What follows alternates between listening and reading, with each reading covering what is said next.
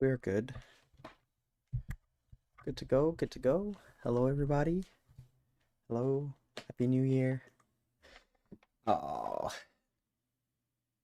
honestly, I feel kind of the same, but it's kind of a good thing that I feel the same because it just means that we'll continue to be productive or try to be productive at least.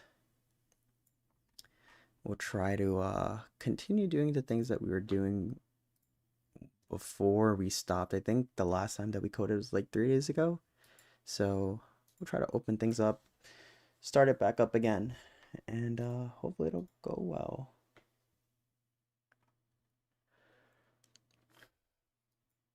I hope that you guys had a good New Year's Eve. Hope that you guys have some New Year goals that you can do.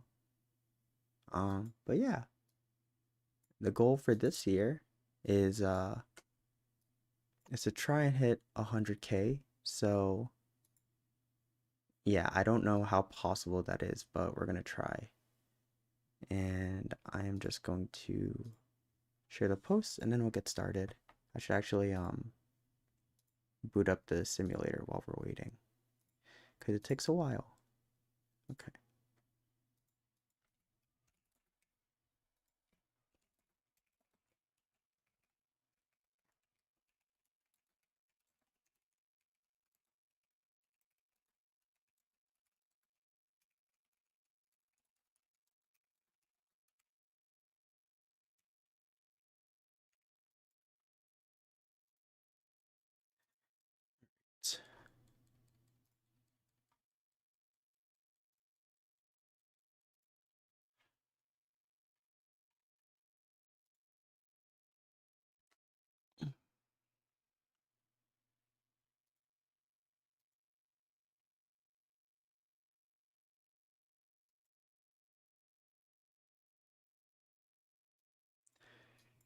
Um,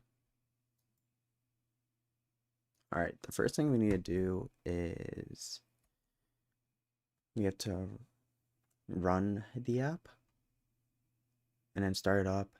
Make sure that everything's okay because the last time we were refactoring and honestly I didn't feel very comfortable with the refactors. I was happy with it, but I just feel like the refactors are definitely a little weird. So yeah. But yeah, we're gonna try to stream the entire day or most of the day. I have to leave I think at 3 and then I'll be back after like around 7. So we might get 2 streams today. But yeah, I'm gonna be going back to my normal work schedule upcoming tomorrow. I go back to work tomorrow. So we'll see how it goes. I'm uh I'm gonna be try harding at my job because I have some pretty difficult projects coming up and I don't know how to affect everything. I know that most days I'll probably be able to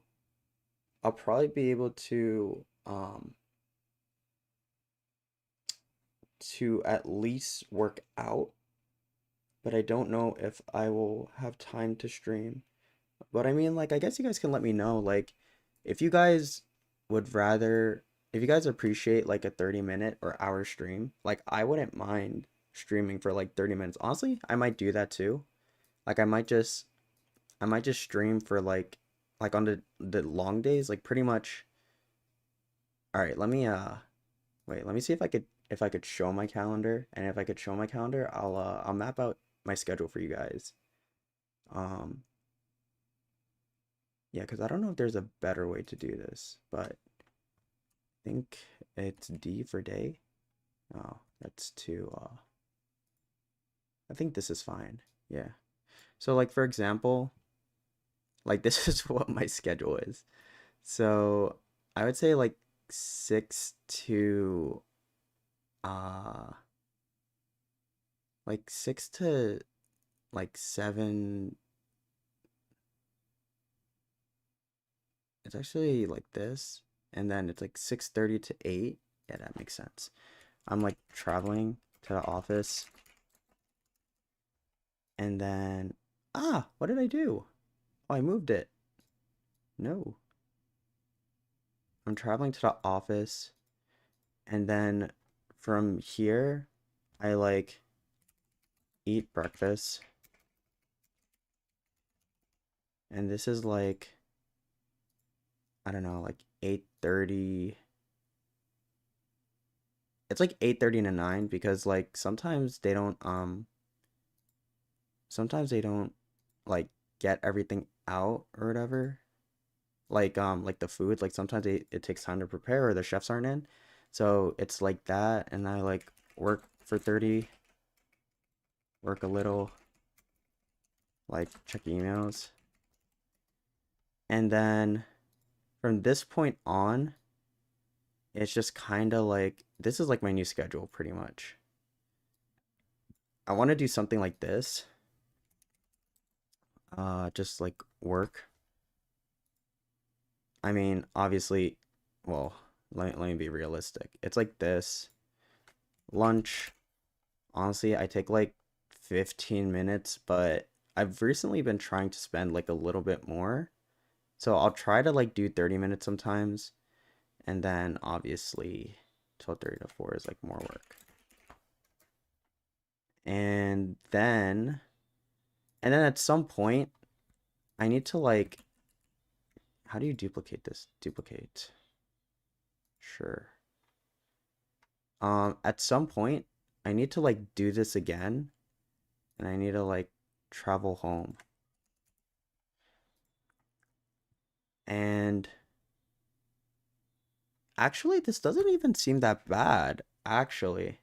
Well, it does seem bad. I mean, it's not horrible, but it is very like time restricting because like this would be like workout for an hour, but let's be honest, like in between traveling home, it's like breathing, like sometimes you just need time to just like put things down, relax a little bit. So like this is like the breathing space, and then work out. Oh God. Okay. Work out, and then you like eat for like 30 minutes, and then you have to shower for like another 30 minutes. Uh there's like 30 minutes. So it's like 9 o'clock, and then I like sleep at 10:30 ish. I like hit the bed by 10 to be honest. Because like sometimes it takes me a little bit of time to go to sleep, so I try to account for that because I sleep at 10:30, I go to bed at like 10. So the thing that I'm trying to show here, I mean, obviously it's kind of nice that I like map my schedule out for you guys. Oh, I'm sorry. It's been minimized the entire time. Uh, but yeah, like if you guys want, like obviously this is gonna be the time. Like, what is this? This is about an hour. This would be towards like working on side projects or something. Question mark. Like I could use this time to relax, or I could use it for side projects for an hour. What's up, Al Gali? Hello. Welcome to stream. Welcome, welcome. I'm just kind of going over my schedule. Um, I'm gonna have like a little bit of a different schedule over the new year, or at least for my work day. So this is like my work day, and this is on, this is pretty much like, I don't know if I could highlight these. Okay, I can't highlight them. But this is pretty much my schedule for, this is my schedule for every day. And then honestly, so or not every day, but this is like Tuesday through Thursday. So this is like Tuesday through Thursday, and I could like maybe stream for an hour, or like even show you guys like what I'm editing for an hour. I don't know. I feel like I feel like this is like the most that I can do. Yeah, this is like the most that I can do in a day. I don't think I can do more because obviously it's a work day, so there's not as much time, and you have to make sure that you're like that you're properly resting and stuff like that, or that I'm properly resting and whatnot. So, and then my schedule for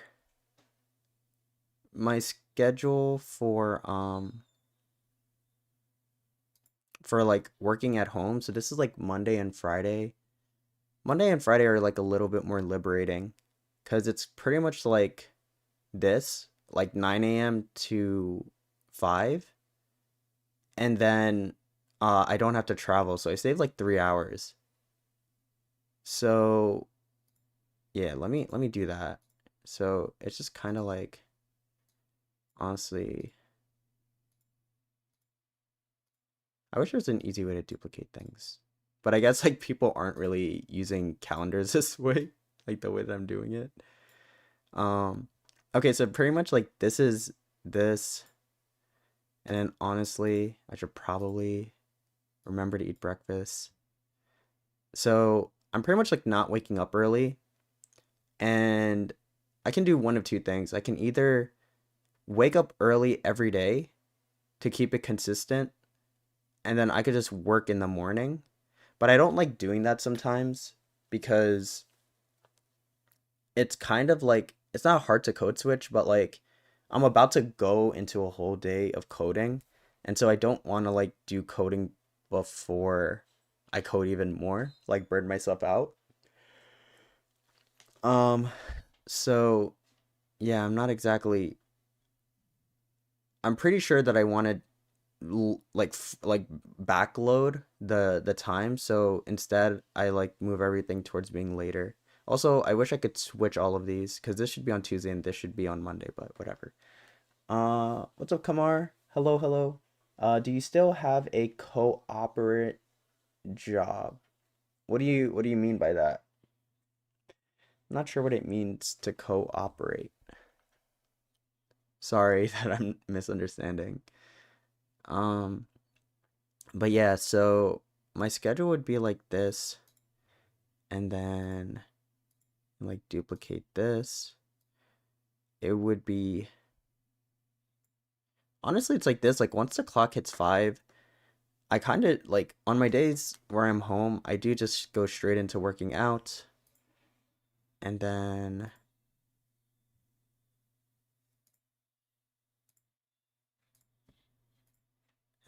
something like this. Eh,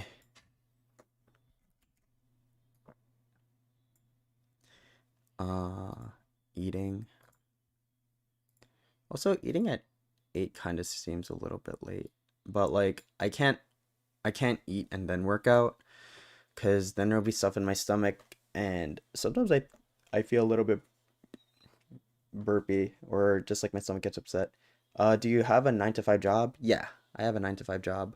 I currently work as a software engineer full time. So yeah, my schedule is a little bit strict for most of the day. But this is just something that I knew I had to work on, and I know I said I was gonna code, but I think this is just something that I kind of have to get used to. So,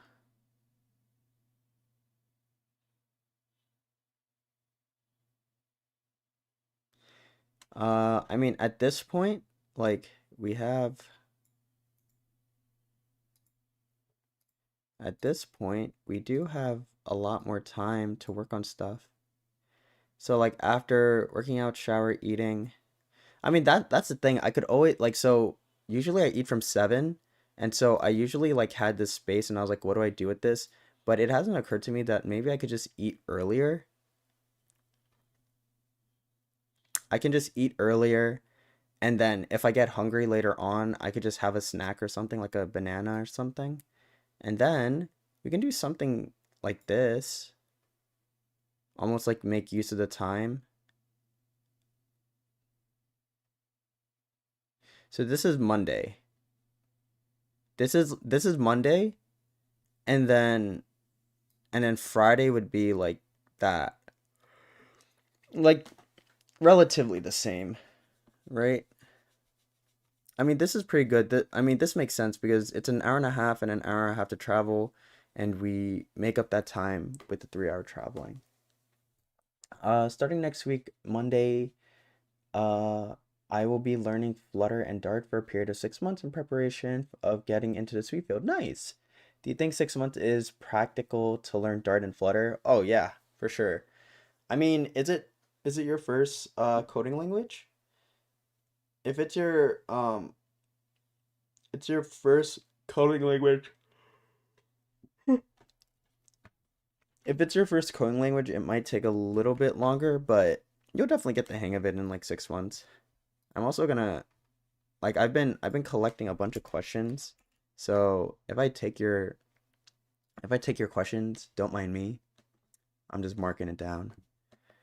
But what is this? Okay, sure. Um yeah, this seems pretty good. I mean, this seems pretty healthy. Um yeah, the only thing that would change is that sometimes maybe I wouldn't travel home immediately and I would like move everything down to record in the city for an hour.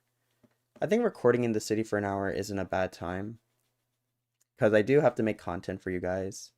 The next video that I'm gonna put out, little bonus for the people that watch the stream, you get to know a little bit of the inside track. So I'm gonna be answering all of these questions here. Um, and hopefully it'll be interesting to you guys. Hopefully it'll help you with your software engineering journey and it just answers questions overall. Obviously, if you have more questions, then feel free to let me know. If I don't get to all of them in that video, then it'll probably go in the next video. I'm trying to tailor my content towards helping you guys because I'm very like advice oriented. I give a lot of advice. And so I just kind of want to like be super genuine. I want to like kind of embody like how I normally am with you guys. And I think part of that is just kind of giving advice because I like to talk a lot. So yeah, throw any questions that you have, obviously, in the stream chat, or even if you're watching this after the recording, throw them in the comments, and I'll probably get to it. I'll get to it like immediately, like I'll obviously respond, but the videos will also just be there to answer the questions for other people who have the same question, and also to answer your questions in a more concise way, so that like you have something that might be better, well thought, or just kind of spoken about in more detail. I have taught myself Python and a little Django, but I have learned some Java with Android Studio mobile app for the past 6 months, so I know a little Python, Java. Yeah, no, if that's your background, you'll be fine. You got it, for sure. It'll definitely take like 1 month, 1 or 2 months to get used to the language, and then another like 1 to 2 months to build apps and stuff like that. But if you use enough plugins or libraries or templates, I think you'll be okay. Okay, so that's enough about my schedule. I think this will be good for me to just kind of know about. Hopefully, I don't get a bunch of calendar notifications tomorrow when I go to work, but I'm pretty sure I will. Like, I'm gonna leave this here in case I need to refer to them, refer back to them. But yeah, we're gonna jump into coding. Hey Noel, Happy New Year. Yeah, Happy New Year to you too. Um, but yeah, we're just gonna jump into it. So let's see here. Uh, one thing that I want to know is, okay, I see. Okay, cool. So that's why some things are already blocked. Okay, cool. And then blocking this sends this away, adds it to this list. And now, okay, first thing that we have to do, 100%, we need to, we did the slidable rows. I think this is all we need, honestly. Like, I don't know what else I would want for now. So I think this is okay. I mean, yeah, I think we need to. Okay, these are all still kind of relevant. So let's yeah, let's take this and make a new list. And this will be more um like polish. There needs to be a distinction between rows, I think. Like possibly. Also, it doesn't like this word, but that's what the API is called. It's called a slidable. Add unblock logic. Definitely change search query logic to only work in specific widgets. We did this already. So I guess actually we can change this to be fix search query logic for unblock page. And then refactor focus page model to be blocked apps page model.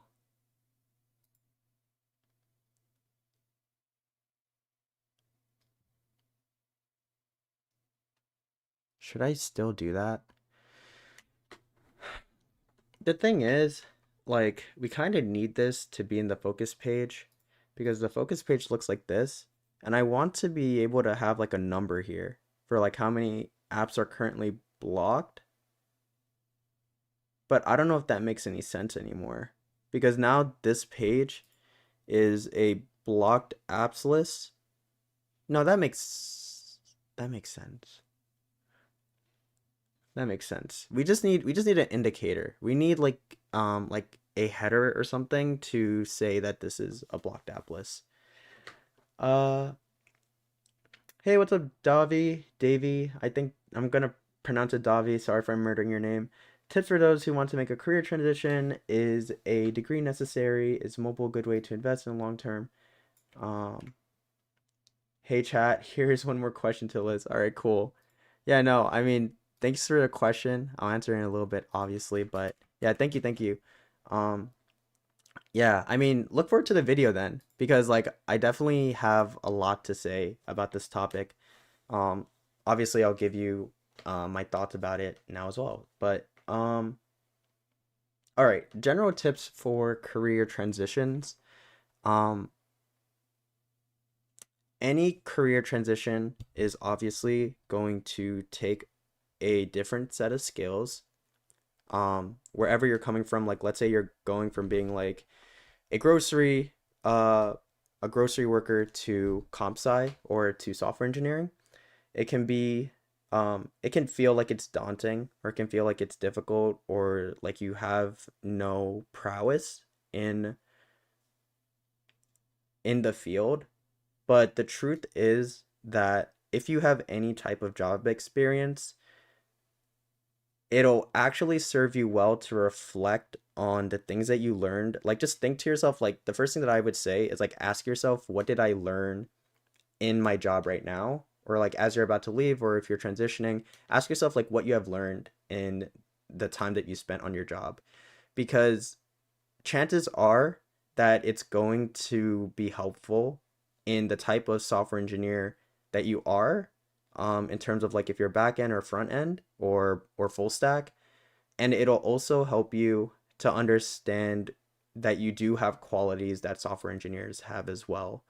So like let's say you're a grocery worker, like you may think like, oh, there's nothing relevant, like it's completely unrelated.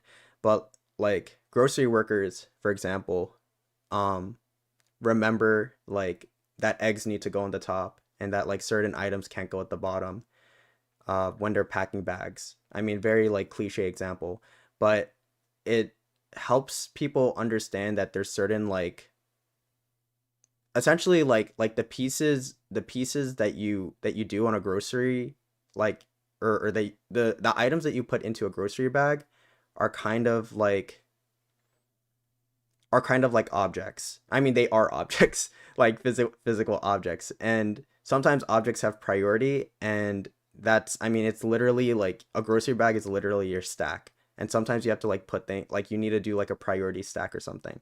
So it's very easy to draw parallels between real life and um software engineering concepts or comp sci concepts. And you'd be very surprised at just like how useful they'll end up being when you start just like applying your knowledge, or you'll find that certain things click a lot faster when you start transitioning, and you'll be like, oh, I just get this part really well, but I don't get this part really well. It's like, no, like you understand this because at some point in your job experience, you felt something that was related, and that's why you resonate with like hash maps or stacks or whatever it is, like whatever data structure algorithm. Or you maybe relate to a part of system design. Like maybe you were a manager and you like knew how to manage people and you understood like how things worked at scale. Like those are all things that are super transitive. Um, but the quicker that you understand like what your strengths are, the easier it'll be to understand that things aren't hopeless. And I think that goes a very long way because comps like concepts can be very like daunting. It can be very scary, and um it can be hard to understand sometimes. But if you just focus on things, realize that you already have qualities that will help move you along, especially like for example, like if you're a grocery worker, you probably deal with a lot of difficult people. In any job actually, or most jobs, you may have to deal with difficult people, and at some point you might have persevered um, to deal with those people in a proper way. And that resilience that you've gained from that is going to help you with learning very difficult comp sci topics, especially when you're kind of pulling your hair out trying to understand a certain language or a certain idea. So yeah, I would say introspect first. That's like the number one tip. And then the second tip would probably be work on your foundation really well. So foundation is super important. You're not really like the better that you understand like the core concepts, um, how memory works, how memory addresses work, how memory is allocated, use after freeze, um, just like general pointer logic. I think all of those generally tend to be the hardest thing when people are getting into comp sci. Um, but understanding that will help you understand a lot of different, just understanding how memory is allocated, I think, is enough to branch out into how a lot of other things work. Data structures tend to click a lot faster when you understand pointers, and understanding general logic of how you should be moving things around, how you should be moving variables or objects. I think all of that will click a lot better when you have a better foundation. And obviously, my tip for having a better foundation is just scouring the internet. If you are wondering if there's any tutorials or any places that are good places to learn or any resources, literally search up MIT comp sci intro course online or Harvard comp sci intro course online, and there will be hours and hours of videos in Python, in Java, in C++, in C to learn what how to use the language and the general concepts that belong to those object oriented languages. Although I don't know if Python's object oriented. Java and C and C++ are, but I don't think Python is. But yeah, definitely I think those are the beginner tips for career transitions. I think there's a lot more tips, but yeah, I'm not going to dive into the things after that because that's honestly enough to get started. And I don't want to, obviously, there's a lot more things to learn, but I don't want to bombard you with a lot of information. Like you should start with all of that, work around it, and then kind of come back.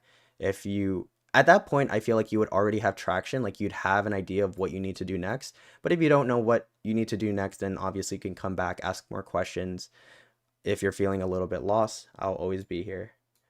And then the second question is is mobile a good way to invest time in the long term, 8 months to a year, something like that? mm, I don't want to say I don't want to say no, but a better way to phrase I would say no. Like mobile isn't a good way to invest time in the long term just because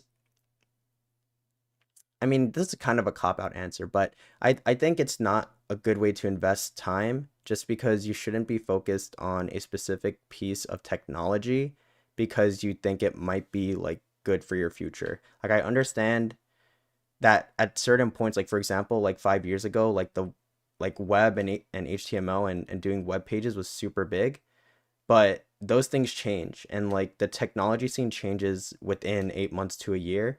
And honestly, the best way to just continue to be flexible in the environment, to be able to transition or be adaptive to a very fast paced technological environment is to work on what you enjoy doing. And if you keep on working on what you enjoy, like you'll end up learning the skills that you need, you'll end up learning the tech stacks that you need, you'll end up learning how to be more adaptive and how to be adaptive quicker. And those will be super good for any job that you want to go for. Like you'll just learn and you'll just learn to like to onboard yourself and to ramp up faster. And those are things that when you're in a software engineering team, those are things that really just show. And obviously, doing this by yourself is one way to learn.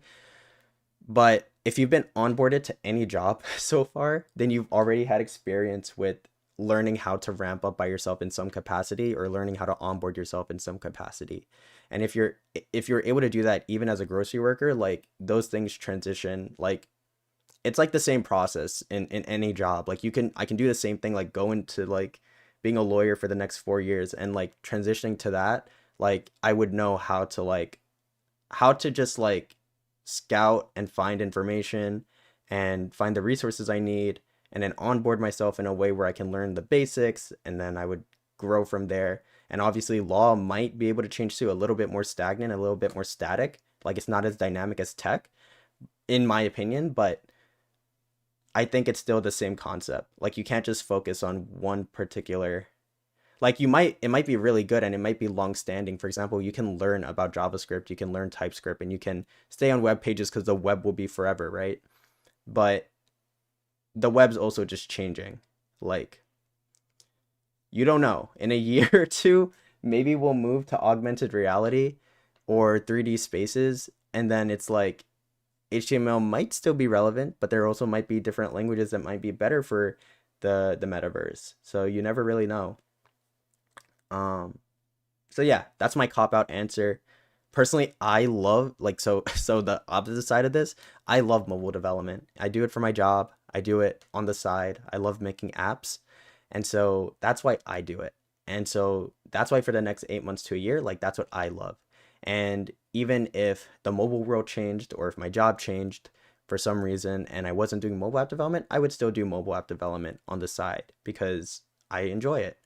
And I think like I think that if there's ever a replacement for the mobile world, like let's say that we eventually get holograms in our hands instead of phones, like I would probably love to work on holographic devices and mobile holographic devices or whatever because that seems fun to me. Like I honestly just found the things that I like and yeah, so that's why I invest in it long term. Uh I was in a call center agent, which was awful. I definitely need to exit that field using VS Code as your IDE. How do you get to run the emulator? Please add to your list. Yeah, sure.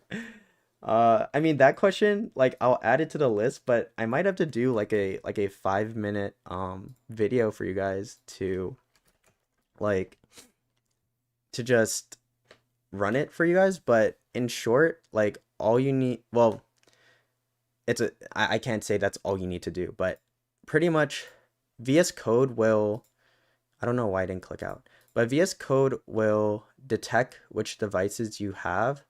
You can create Android emulators, but I think you need to do a little bit of hookup work. Like you need to install Android Studios and then you can run emulators. Like you can run Android emulators. And this is on a Windows desktop.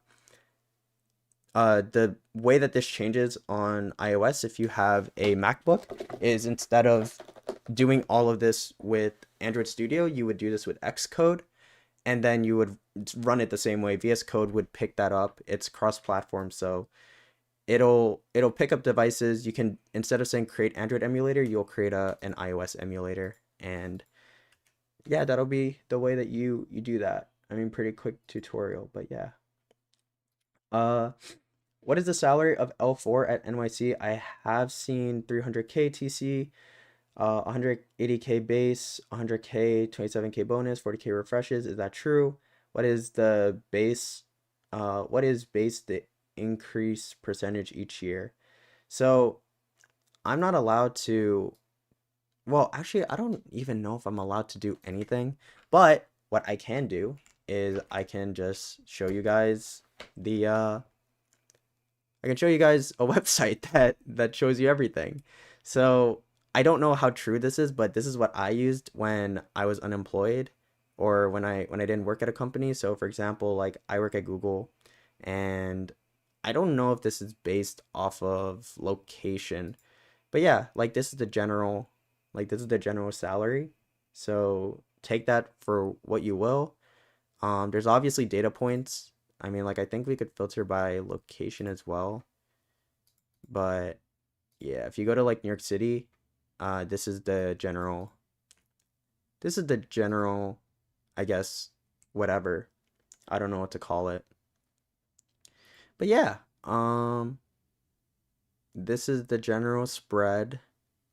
Yeah, this site's really cool. It's called levels.fyi.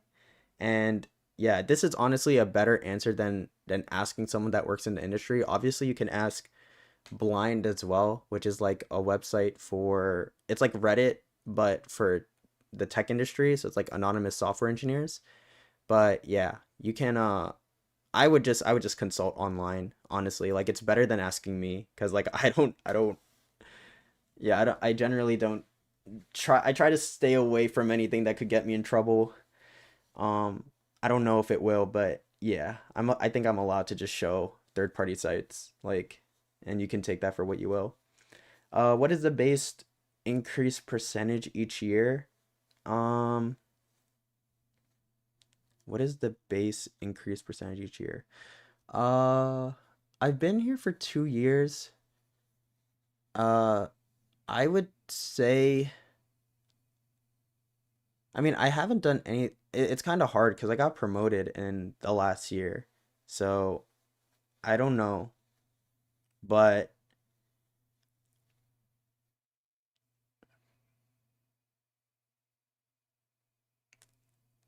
yeah, I don't know. Like, I think it just accounts for inflation plus like another maybe 5% or 10. Um, hey Rutaraj, it's going well. How are you doing? There's a tool called Doctor for Flutter. It can be very helpful if you're getting some weird error with the SDK emulators. Yes, you can do the command flutter and then space doctor. I mean, each year you get an increase in your base salary, right? Yeah, I do. I do. I get like the general, um, I don't even know what it's called, like bump, pay raise. But yeah, I do. I'm not gonna get into like the actual number of it, but I do. And it's nice. Like it's nice enough. Like it's not bad at all. It's not like 1 or 2%, which I know some companies do, but it's definitely good. It's like good enough, I think, for me. So yeah. Um, okay, cool. I think that's all the questions for now. So we can go back to trying this out. But yeah, let's see.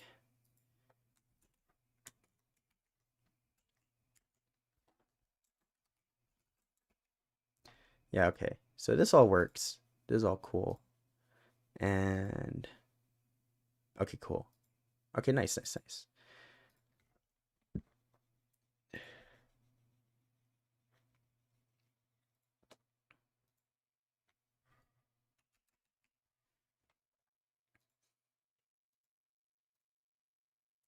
Okay. Okay, I think we're good. Um,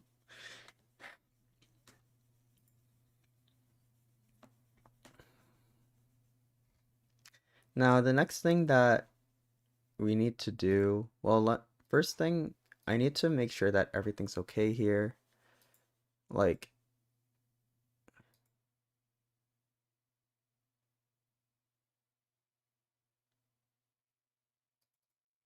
I just need to make sure that, like,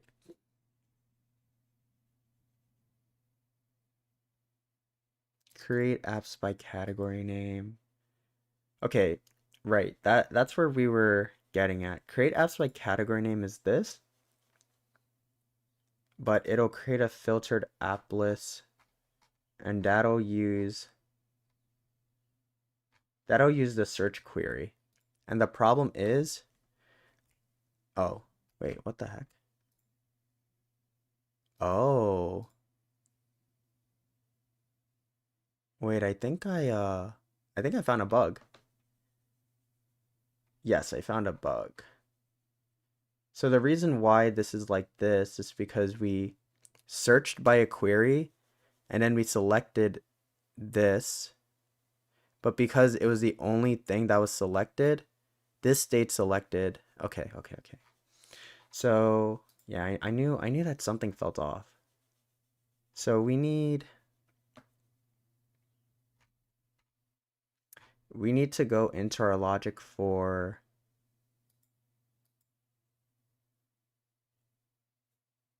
adding the app to the block list, I think.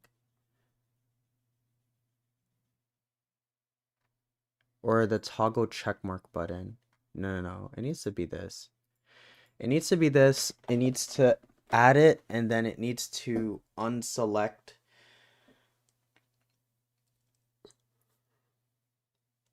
It needs to unselect whatever was selected. Is that correct? Yeah. Yeah, that's correct. Um, hey, what's up, Toff? I'm just gonna call you Belgium. What's up, Belgium? Welcome to the stream. Can you help me? My simulator error was terminated. Simulator is possible to use simulator with. Can you help me with simulator error was terminated?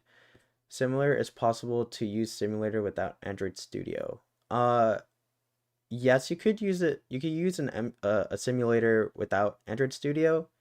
But what are you currently using? Like, are you also using VS Code? And also, if you have like Gyazo or you have like any like screenshot thing, can you like screenshot it and send a link either here or on the Discord? I think is like the best way.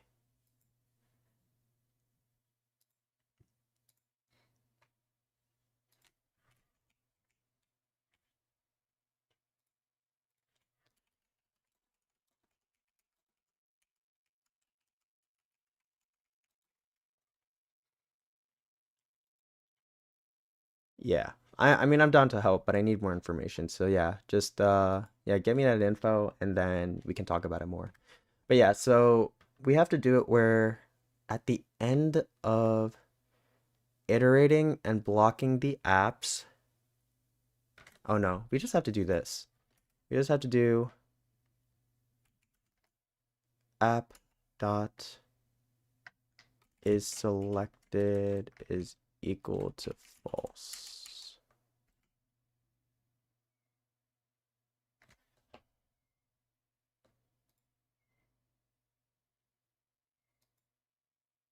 What the heck? Expected to find semicolon. There is a semicolon. Huh? Okay. It was just lagging. That was kind of weird.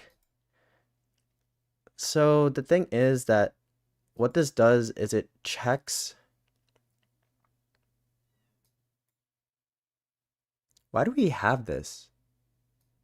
App category is not equal to package name. Oh, because we don't want to block the category, right? Yeah, we don't want to block the category, especially.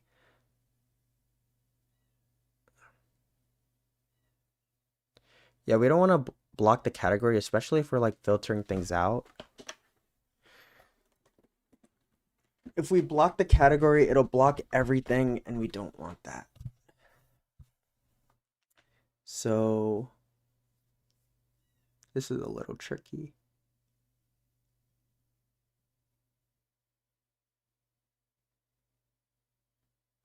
We'll say, well, the only other option is that if the app is selected and the category is equal, and we're dealing with the category name, we can say,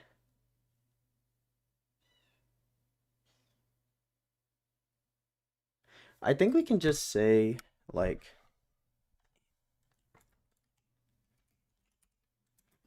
I think we could just do like an else statement, and we could just say app dot.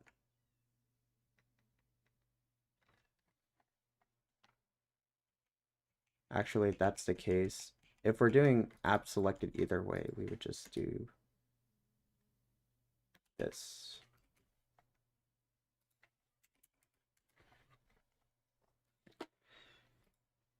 Does that seem to make sense? Every app. This doesn't make sense. Okay, no, this doesn't make sense because if the app is not selected, then it would still. Well, I guess if the app is not selected, then it would just still set it as false. So it's not the worst thing in the world. Yeah, it just unselects everything. It resets all the different apps, which is fine. Which is what should happen, right? So let's refresh this and see if it works. All right, so the way that we reproduce this bug is we search it up. We have only one, we block it off, and then if we come back, it's unblocked. Nice. And if we do this, we block all of these, undefined is not there, and it doesn't show because there's no, when we create the category list, there's no apps because they're all blocked. I am finally happy to see a Google Suite writing some actual code live. Excites me about getting into the field. Yeah, no. I think obviously like obviously anyone working at in big tech can't show their code off.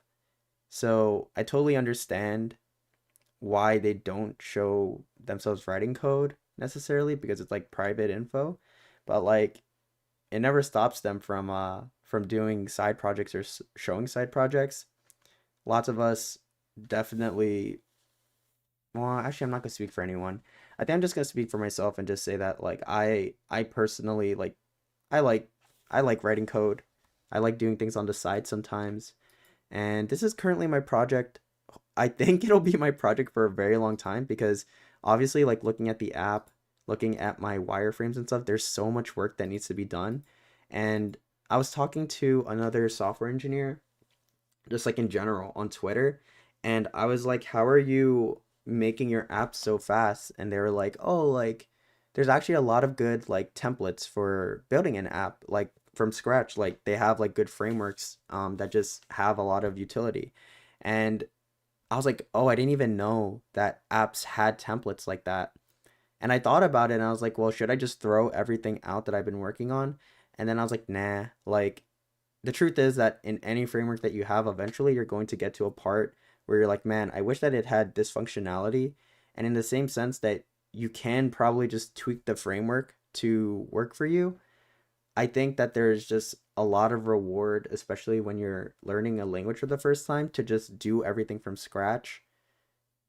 Hot take, just because doing things from scratch can feel very daunting, it can feel very intense, and it feels like there's just like a lot to there's just a lot to learn. But I think if you just take your time, you take them in increments, it'll work out. You don't see them when watching Day in the Life of a Sweet. Yeah, I mean, I'm also a victim to that. Like the day in the life that I did, I don't think I showed a single piece of code. I didn't even blur out anything. Like I didn't even show my screen. You know, I just showed angles and stuff like that. And to me, like, yes, I dived, like, I try not to step into glamorizing software engineering as much as I can. Obviously, I know what the public likes, and so a lot of people like the cool shots and the interesting like areas like New York City or Seattle or California. But I think part of what I'm doing is to unglamorize it a little bit.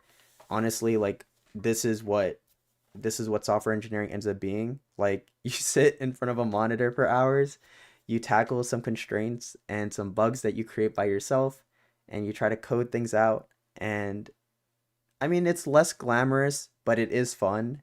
And so I'd rather show that off a little bit more. It's also what I love doing, so I think there's like obviously not a problem with that. So I'm getting a lot of messages because what do you call it? It is New Year. Lots of messages going out. But yeah. Um okay, cool.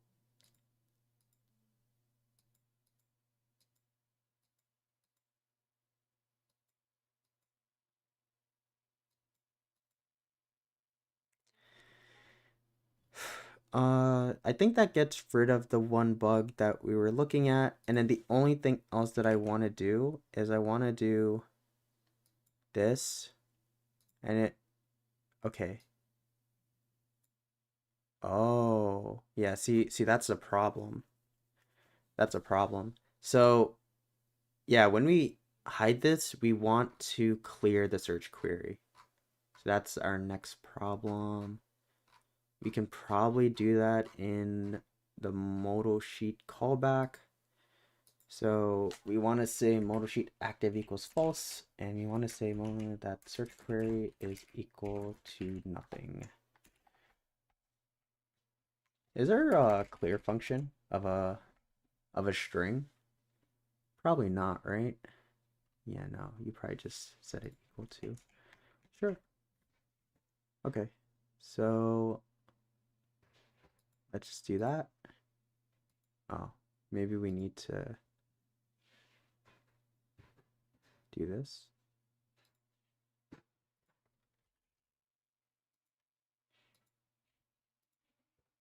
Okay, there you go. Nice. Okay, so that fixes that problem. It also resets the query. Um, the problem is, so what I'm currently thinking is I want to use the search query. I want to use the same string to for the search query here, like in both of these search bars. It's easy to do the modal sheet because you can add logic to clear it out, but there's no logic here that clears it out. And you don't necessarily want to clear it out sometimes. Like sometimes people are searching things and sometimes people are searching things and then they want to like tap out. No. Okay, never mind.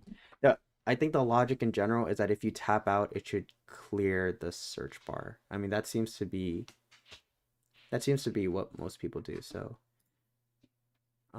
wait, let me check another web browser. Web browsers are pretty good at using that. I'll check Safari. Let's see what Safari does. Let's see. Yeah, it resets the query. It resets the query to whatever you're looking at. And so in web browsers, so in our case, we just want to deactivate it when we click out. So yeah, see, this is so much nicer. I'm so glad I get to delete that. Oh, this looks so much nicer. It's so much better. So this is the slidable. We want to go above that. Where are we? Where are we? Where are we? Okay, no, we need to go into here. So obviously this, and then where are we? Focus scope. Tap outside is probably where we want to be. Search bar focused equals true. What is wrong with me? Search bar focused. Shouldn't this be opposite? This should be opposite, right? It should be that when it is focused, it's 0. And when it's not focused, it's 30. And this should be true. And this should be false. And also the naming convention is horrible. Oh wait, I can just let me rename it. It's probably better that way. Is search bar focused.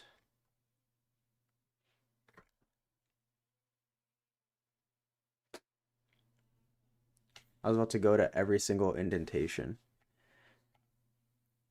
Hey, what's up, Kelvin? Thought process behind using Flutter instead of native languages. Ooh, why am I drawing a blank? What do you mean by native languages like C++, Java, that stuff?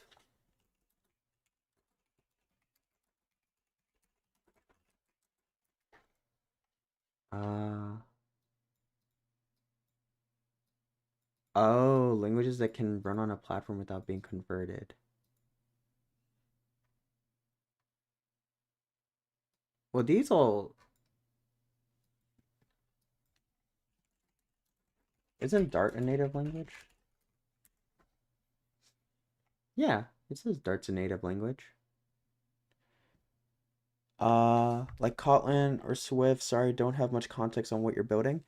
Um, yeah, no, I was kind of confused because Flutter is the framework, so you don't necessarily use like Flutter is a framework built with Dart in the same way that React is built with JavaScript.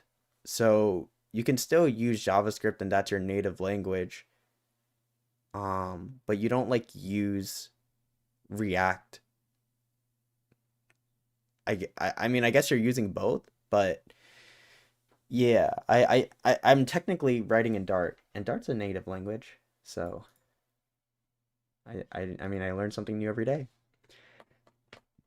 Hey, what's up, Will? What's up? Happy New Year. I had a little bit of like a voice squeak. I don't know what that was about. Okay, uh, we need the focus page model. I feel like if this is the case at this point, we should just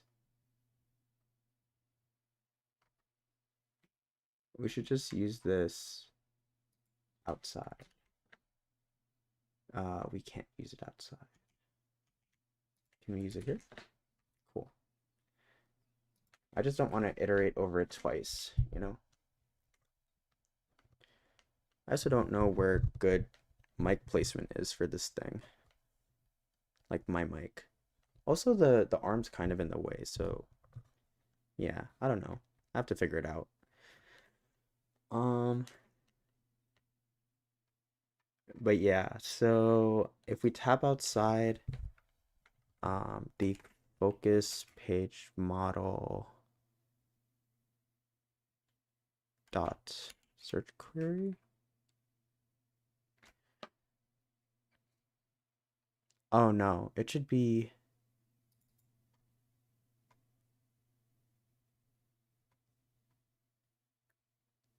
it's not the search query. I mean the search query has to be reset, but also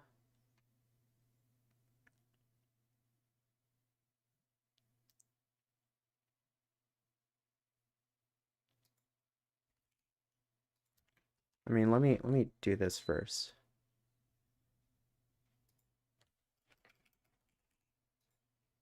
Yeah. So changing the search query to be blank doesn't actually wipe this. We need to go into the controller and probably like clear it. Something like this.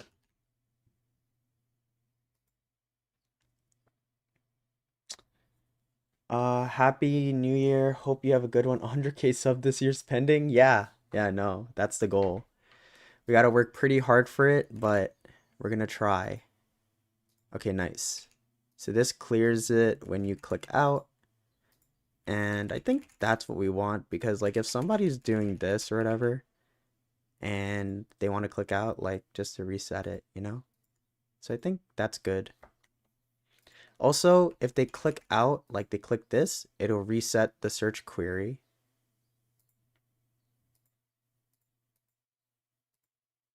Yeah, it'll reset the search query. So I think that works out.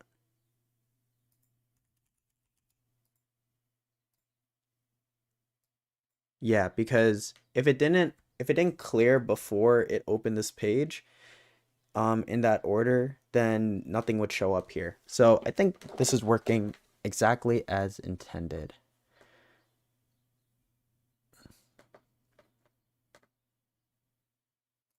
We should also, I mean, I guess it doesn't matter. Yeah, it doesn't matter what the order is, so we can just, I think that's fine. Uh,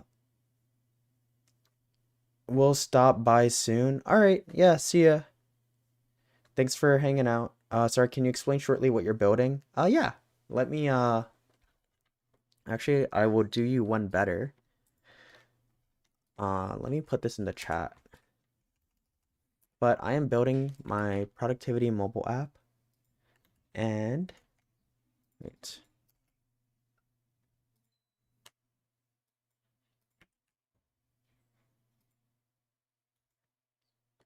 I don't know how to block or how to pin my own messages. Okay, no, I got it. I got it. All right. So yeah, yeah, you can click that link and that's pretty much the app I'm building. The idea is to block distracting apps from people. And lots of times people, the reason why these apps generally don't work for anyone is because it's essentially leaving it up to the person to have self-control. And the reason that they have this block app in general is because they don't have self-control. And so the idea of the app is to take away the control of unlocking their app and giving it to like a friend or what I call accountability partners for now. I'm trying to figure out what the name should be, but currently pending because accountability partner is a little bit long. But yeah, the idea is that if you tell people what you're working on and they keep you accountable because they're the people that have control of unlocking your apps, then it makes it harder for you to go and be distracted or procrastinate or unlock things yourself. And I wanted to build this because I felt like this would be something that I would use and it was something that I felt I could use with some of my friends. So I thought that I would try making it. But yeah, it has been a long time. I think we've been working on this for about 5, 6 months and it's getting there, but slowly. Hey, what's up, Google? What's up?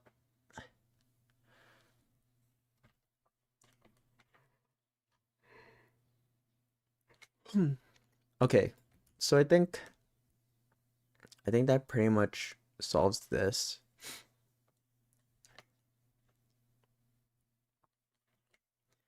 And now we need to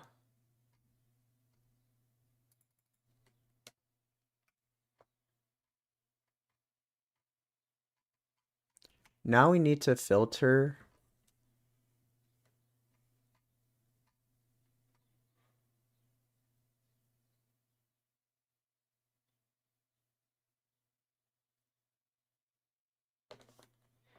Yeah, now we need to filter this list based on what we're searching. So the way that we do that,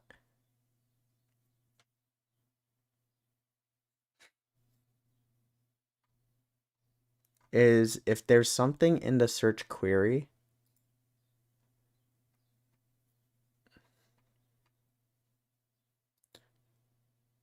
we need to filter it in the same way that we filter it here. How do we filter this? So on press,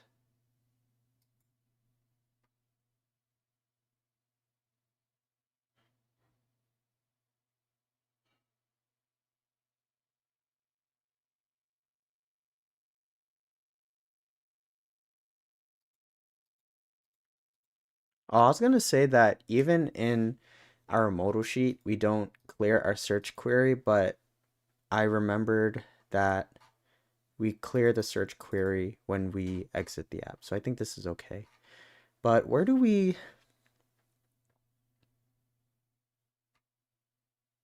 Okay, I see. So this notifies the listener, right? Where is it? Where is it? Yeah, so oh, this is the block button. Wait. Block apps modal sheet search bar. Oh, this is its own file? Oh, I'm very smart. Honestly, isn't this the same thing?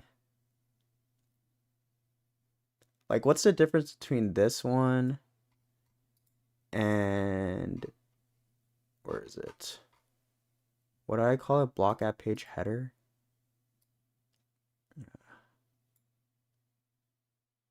All right, we might have to go to full screen for maximum efficiency. But let's see here. Let's line them up and see what the difference is. Obviously a little bit of a change is the Boolean, but let's see.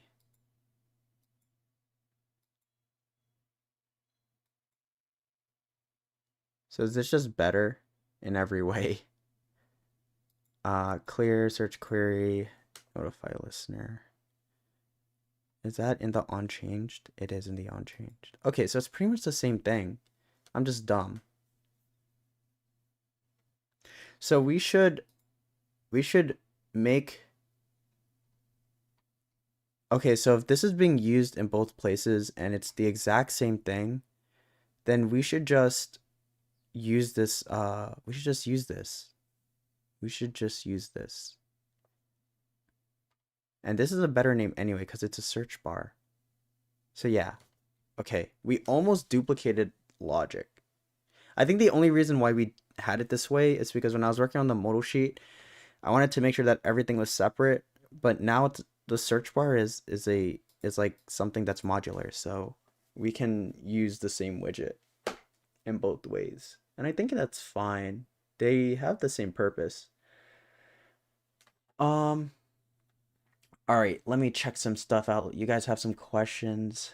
Will asks, from a security perspective, will there be some sort of override if your accountability partner doesn't/can't unblock the app, no longer friends with the person, or if they are unreachable? So I think that what I'll probably do is, so I thought about that because I think locking people out of their apps might be a security concern. Like initially the only two logic paths that I had was either your accountability partner unlocks the app early for you, or you just wait until the end of whatever timer that you have or whatever time that you put, and then you'll get your apps back. But I'm pretty sure that the app stores might complain that like it breaches some type of control interface for the user. So what I would probably do in that case is side I would probably have it on the side of what they do for Apple screen time passwords and Android screen time passwords, which is that like because what people do now is if they want to do this functionality, they give someone else their phone and then that person puts a specific passcode for screen time. And if you don't know that password, what you do is you say like I forgot my password, and then you have to go through the steps of like logging in, and then like logging in through your email, and then resetting the password. So I think that's like a good way. Like I think that should be enough for people to be like, "Oh, this is too much of a hassle to go through all of these steps and to unlock my phone." But I don't know. I'm hoping that there is no security concern. Like I'm hoping that I just send the app in for a minimum viable product, and then the app stores are like, "Sure." Like my my idea behind loopholing it is that in the beginning of the app, obviously there's just going to be a giant ass terms and condition, and it'll just be like, hey, if you join this app and you agree to this, and you can only use the app if you agree to it, you can only use the functionality if you accept all of the permissions, which is at this point, um people are already like, in order for this app to work, people do need to give, like, from a security perspective, they do need to allow the app to have certain permissions on their phone. So users have to agree to allowing an overlay on other platforms or other apps. So you can't do that without a user giving permission, and you also need to give permission to look at your app data, which is what screen time does. It's pretty much like allowing screen time data. Already there, users need to accept those things purposefully. Like you can't do that in a terms and conditions. You have to do that like through a purposeful, like, this pop-up is for this specific policy. So either, so in regards to the security thing, I haven't looked into if there's a specific policy for that. I don't think there is. I think that this does need to be something that is just like a terms and conditions thing in the beginning, and that'll have to suffice and be like, hey, if you do this app, you will not have access to your phone. Please, like, please make sure that you use things responsibly. The other thing that I have in mind is um is to implement a bot. So like something that I thought about and some people gave feedback for is like, well, what if people don't have friends? What if people don't have accountability partners or someone that they would trust to hold their apps? And like, there is a demographic for that. And the way that I thought about that is like, maybe I'll have like a bot, and like the bot can be a person's first accountability partner.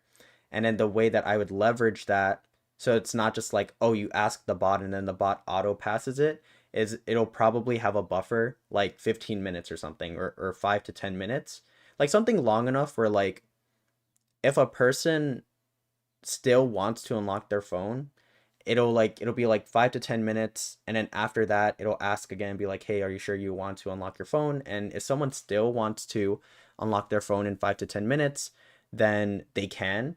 And if they don't, then like obviously 5 to 10 minutes is long enough where like you're just like, okay, like I'll put the buffer in and then I'll wait 5 to 10 minutes, but in that 5 to 10 minutes they might go back to doing their work, they might go back to concentrating, and then the 5 to 10 minutes will be up, and then they'll see if they still want to work.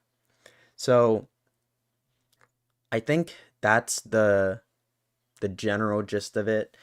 And I don't think that it would actually cause problems for the most part. Like, I think that some concern is like, oh, well, what if I really need to message somebody? And like, what if it's super urgent that I need to call somebody? It's like, okay, don't block your don't block your messaging and your phone apps. Like, that's the general consensus. Like this app is to help you not distract yourself, and maybe you do get distracted from texting and stuff, but most people probably wouldn't block their messaging apps. And if they do, then that's more of a user choice than something that the app needs to be held accountable for.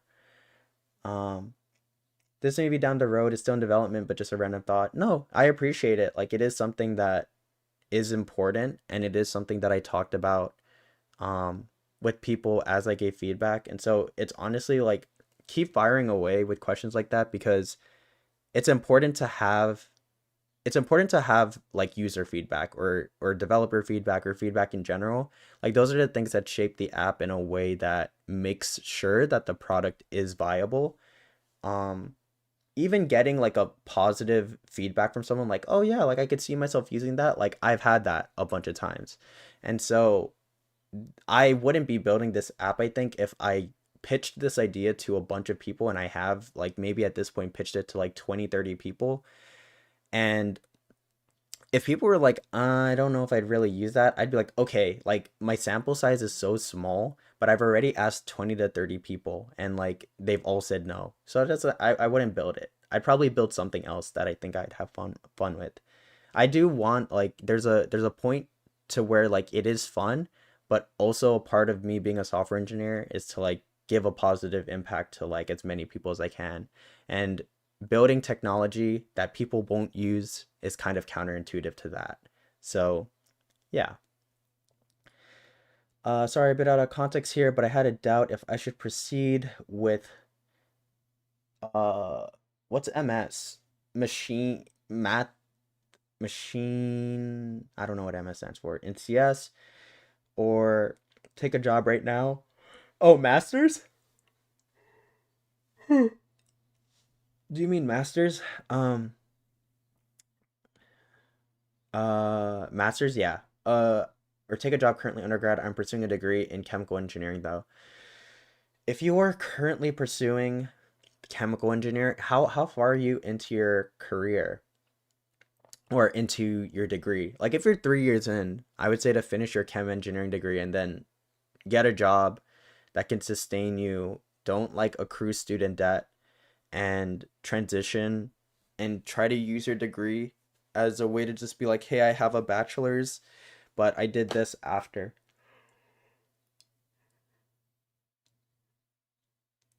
You want to get a job in CS field only? Oh,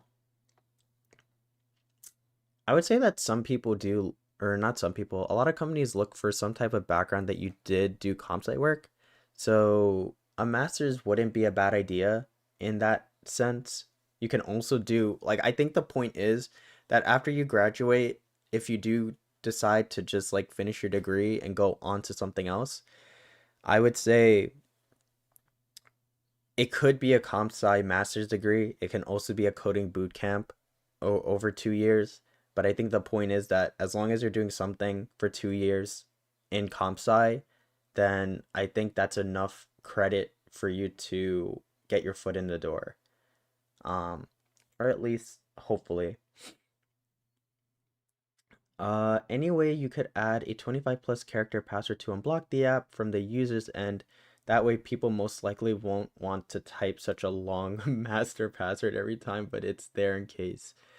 Uh, that would be interesting.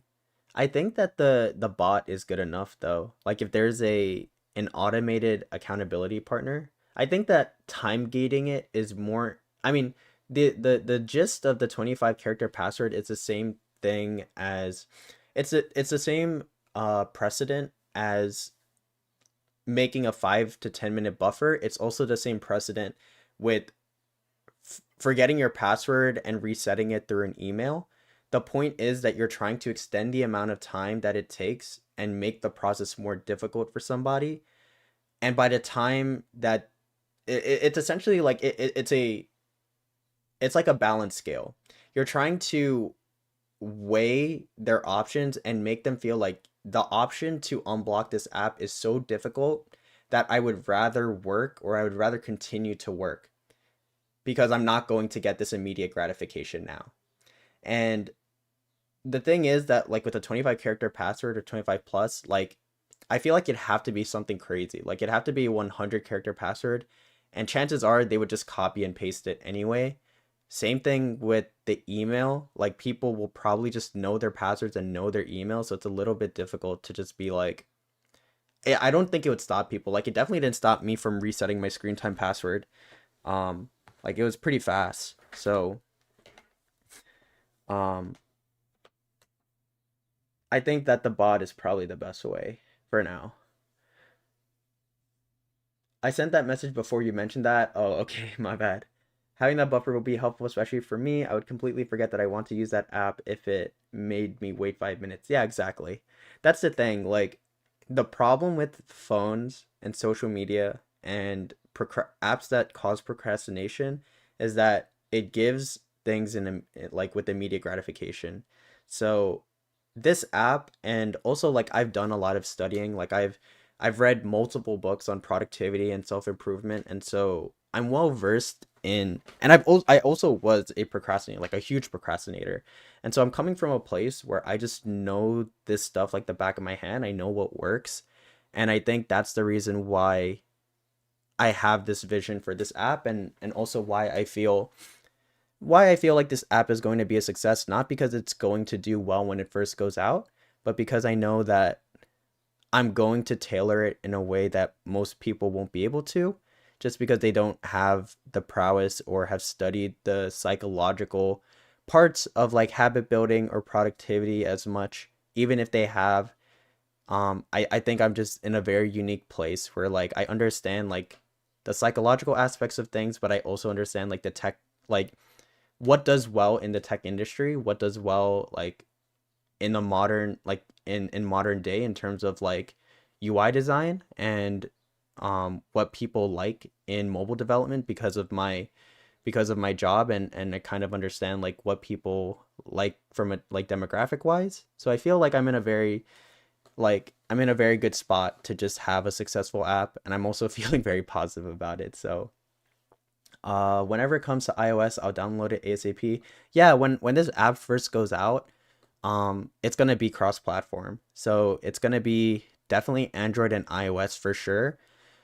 Desktop will have to wait because right now we're pulling in data for I or like it's easy to pull data for Android, like for mobile apps, but I have never done that for a Windows or a Mac. And um I'm sure that it'll be somewhat easy, or not easy, but like I don't know what that would look like yet. So yeah, I don't even know what the code would even look like, or if there needs to be any code. But yeah, so Windows here, like let me see. Yeah, it's C++. plus plus.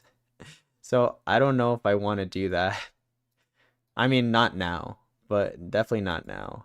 What is this one? This one's in Swift. So Mac is easy because they're both Swift, but Windows is C++, plus plus, and Android is in Kotlin. So that's the problem, I guess, with cross-platform development with Flutter. You just have to end up learning a different tech stack. I think in total, like, what does it end up being? It's let's see, it's Swift, Kotlin, Dart, C++, I guess. So this would be SDKC. That's the tech stack, I think. And then I guess if you end up doing desktop stuff, I mean, I think this is good enough. But yeah, SDKC, that's the tech stack for this. There has to be a better way of like like how they have like men or mean. Like I would like something nice like that, but it's kind of weird that the tech stack is SDKC. But yeah. So, okay, so I think the first thing that we need to do is we need to rename this to just blocked apps search bar, and then we need to copy all of this. This is in OnTap. Yeah, this is in OnTap. Um,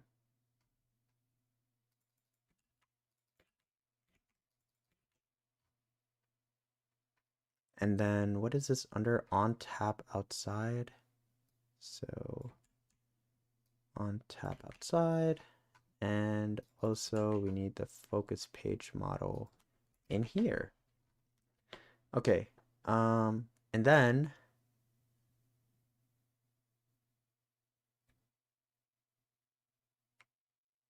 oh wait.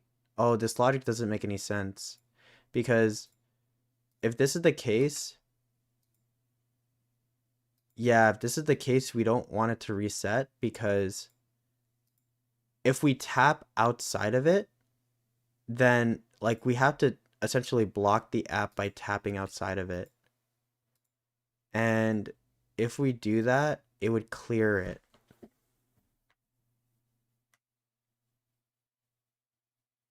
Like I don't know if the order is that no, it definitely the order is definitely that it defocuses it and then it taps the button. So this wouldn't work. Also it is we have to undo this. This is so this is yeah, this is definitely different. But I think this stays.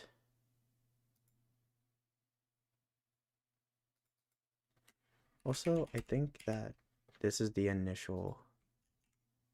That should be the initial thing. And this should be false. And this should be false. And this should be true.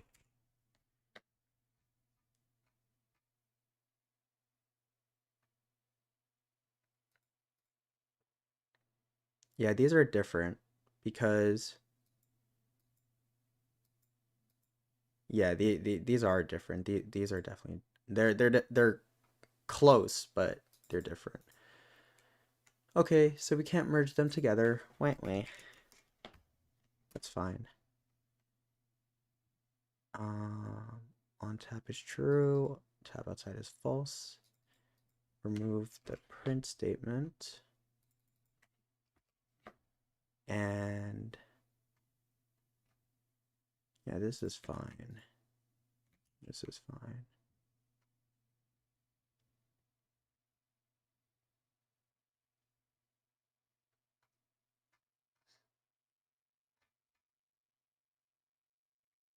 $63.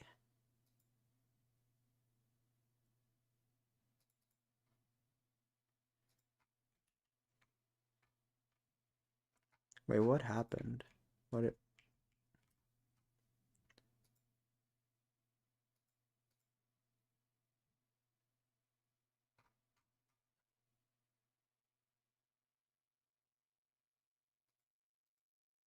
oh, I see. Logs app modal sheet. Oh, whoops.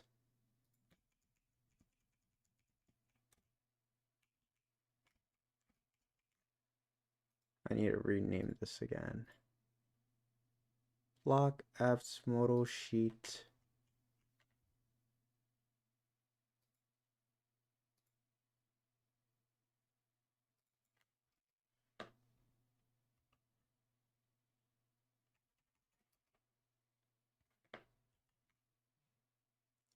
Okay.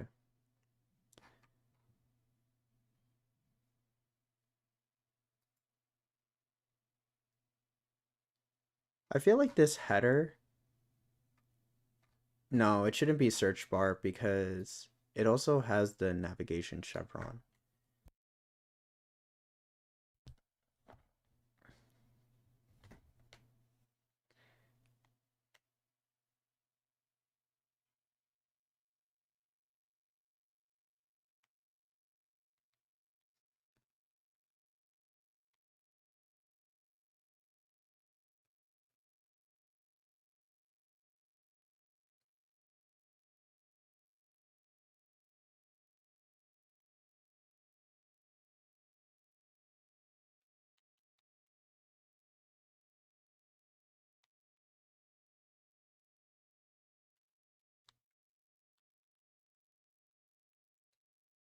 My bad, my bad. Getting a little distracted here with all the Happy New Year stuff. All right, I think we're good. We good, we good. We're fine. Okay. Um, we don't need this anymore. We have established that they are different.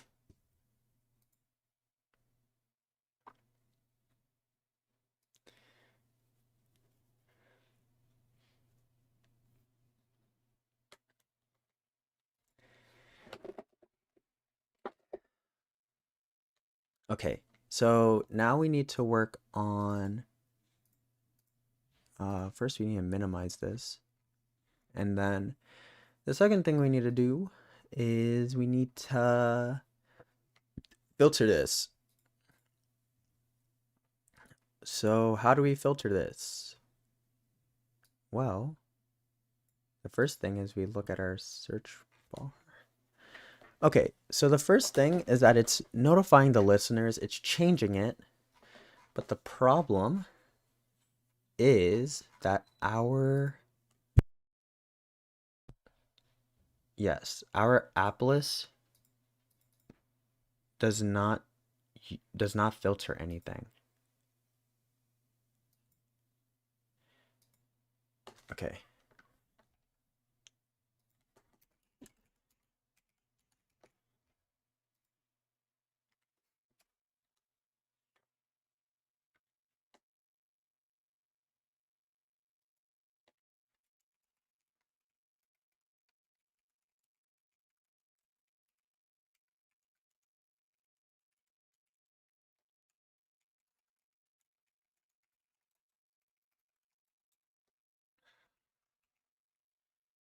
Do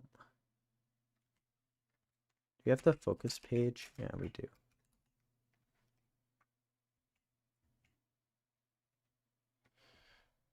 We just need to make sure that this is correct.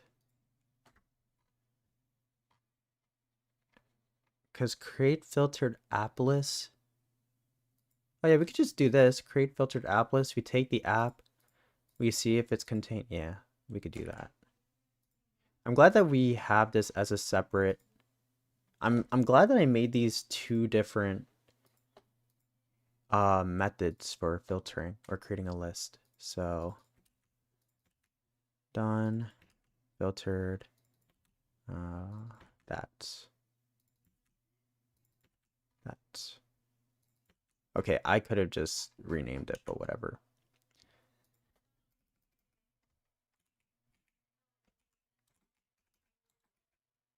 Okay, nice. Okay, nice. And then if I do this, and I click out, okay, it does not work. Why do you not work? Why do you not work? You clear it out. Okay, it clears out. Oh, but it doesn't notify the listeners. Okay, so we need to do that. So it clears it, it requests the focus of a new focus, and then it notifies the listeners. Like that. Okay, so da-da-da, and then it clears it out. Nice. Okay, cool. Okay, so that is the search query done.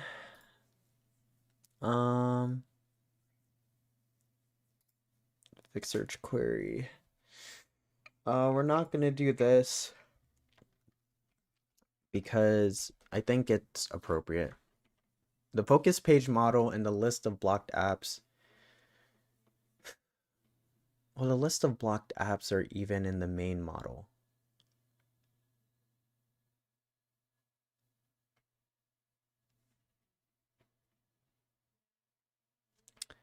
I think I should. I should. It doesn't make sense to have this be in the blocked app and then like it just doesn't it's not it's not in anywhere else, you know?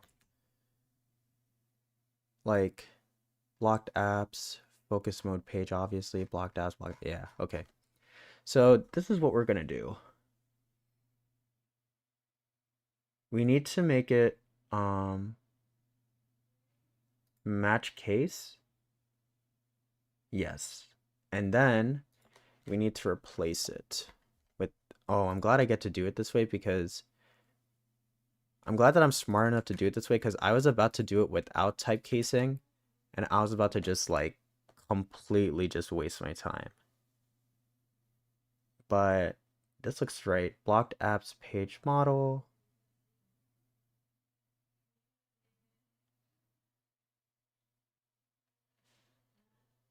But this doesn't include. Why doesn't this include main? Okay, there you go. So it just needs to be in the lib, I guess. All right, is this good? I think this is good.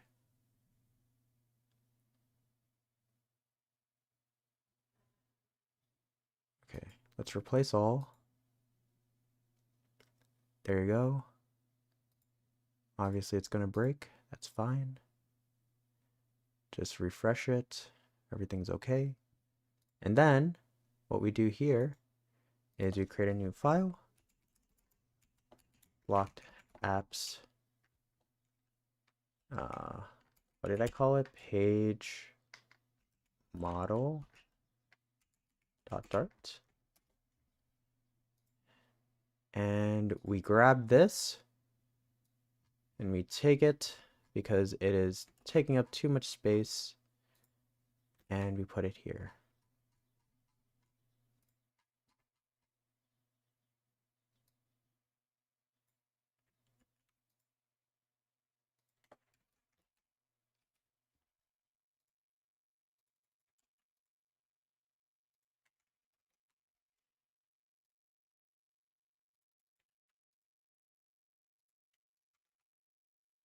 All right, is it still broken? Personal profile.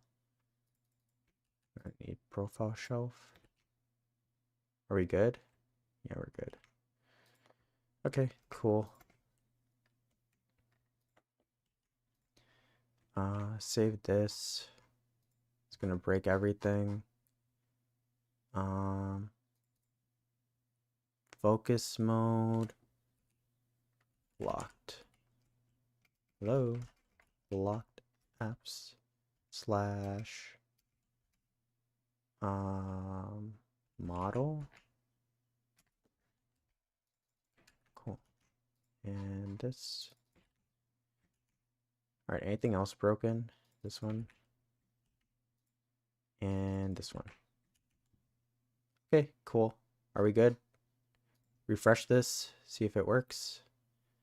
Main.dart, right.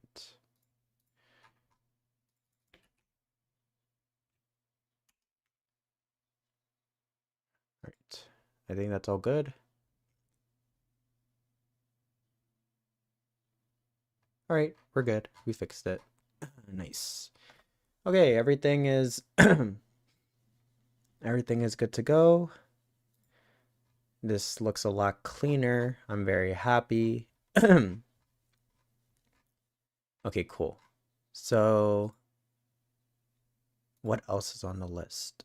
Okay, we refactored that. Because the blocked app list we can grab from the main profile, so it's fine. And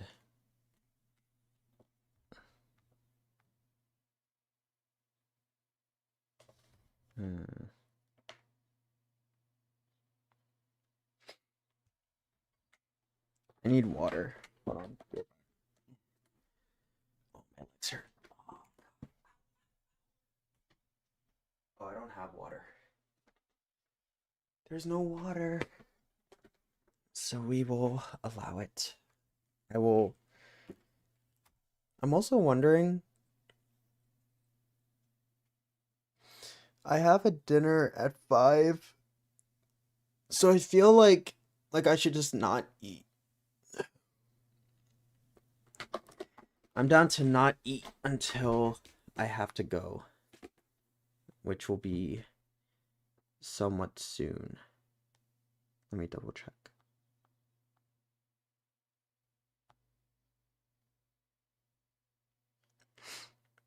Yeah, it's at 5 p.m.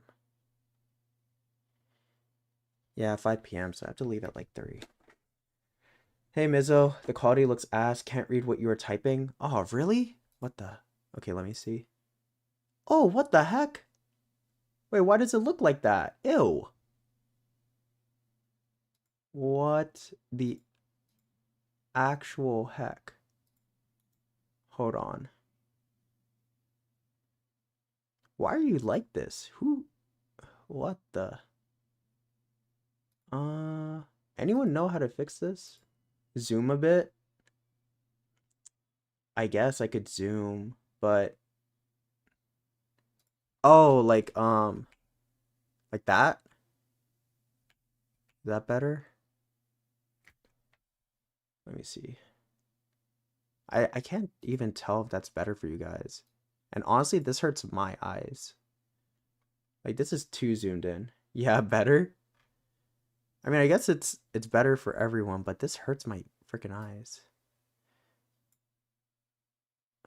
I don't even know what the zoom in is on this, but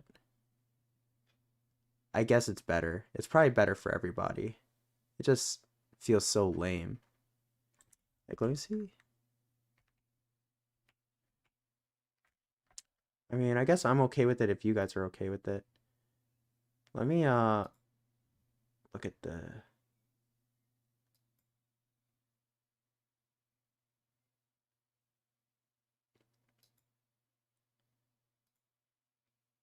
I feel like it honestly doesn't look that bad when it's zoomed out. Yeah, sorry, Hassam. My PC specs. Let me get that for you. Give me a sec. Uh, Properties. Uh, am I allowed to? Yeah, I could share this, right? I mean, it shouldn't be a problem. It's just product IDs or whatever. Device I wait, the device ID might that might be bad. Okay, I don't know if I'm allowed to share this, but I have a Intel Core i7, uh 16 gigabytes of RAM. Uh I have a GTX. I think I have a 1700, an NVIDIA 1700 graphics card. Yeah. Okay, I showed enough. All right, cool, cool, cool. I feel like this is I'm sorry. I know that you can't see, but it hurts my eyes to see things that close. And also, it kind of feels more comforting though.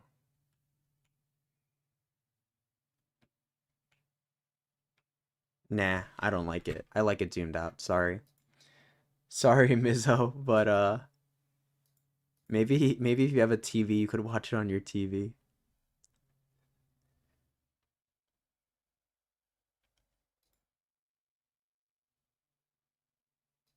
Okay.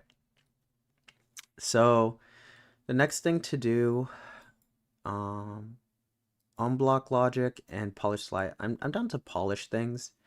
I don't know how they create rows in other apps, honestly.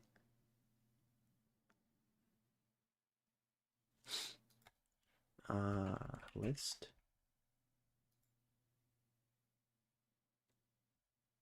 Oh, people don't even have indicators sometimes. Like this one. Oh no, they do. They do have indicators. Okay, I'm down to make a line in between. It seems like lines are the way to go. So let's do that.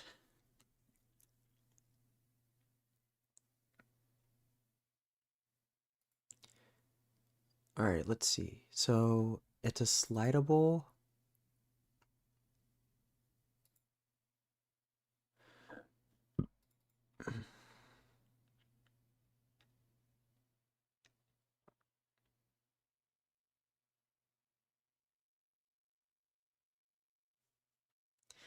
How do I do dividers in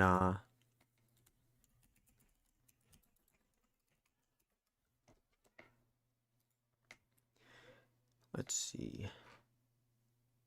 Oh, these look pretty good. Kind of like that. Looks kind of nice. Oh yeah, there you go. Okay, so what's the divider? What the heck? Oh, they just use a colored box. No, no, no, no. Okay, no, no, no. Okay, I'm crazy. The colored box is that. Okay, so it's the divider. Okay, cool, cool. All right, and they put it in a column, right? Yeah. Okay. So let's do that. Um, so it'll be okay, number 1, I think that this needs to be extracted. I can't extract it. Why? Okay, I can't extract it because it uses models. Is it the only reason though? Like if I do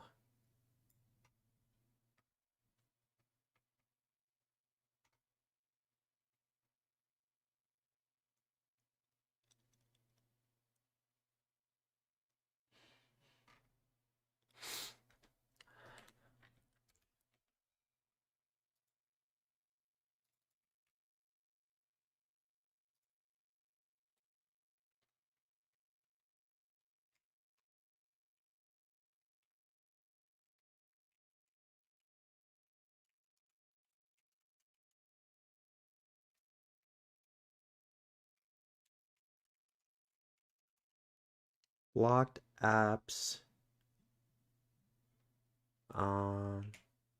What do I call this?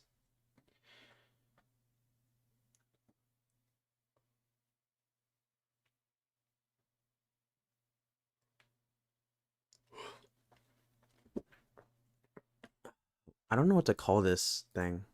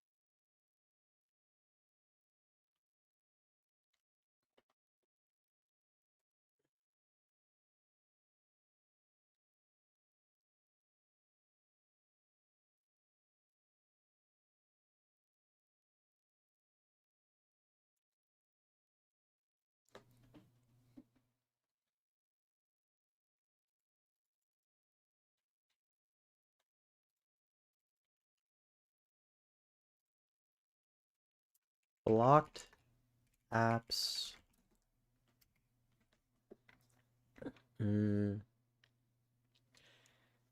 Is blocked apps row good enough? Probably.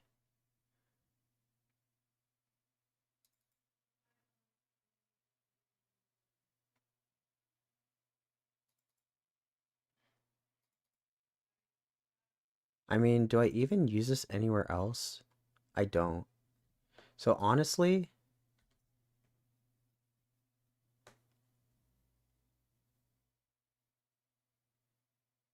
I feel like we only need, I feel like we don't need to refresh everything here. We just need to refresh the widgets that use this thing, right? Oh, they do use it. They use it for that. Okay, so I think this is okay. The package name, though,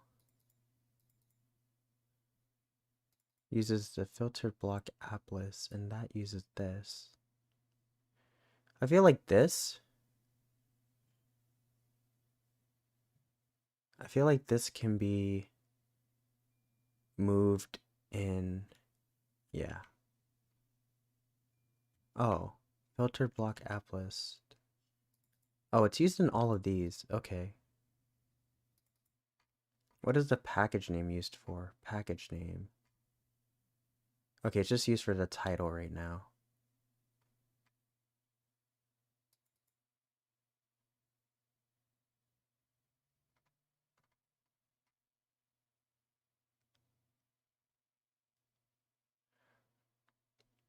This is a lot of parameters. I think we should probably...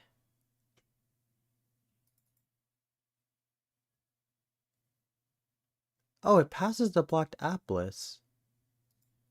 So we should just pass the index then. And pass this. And then we can do this in here. And then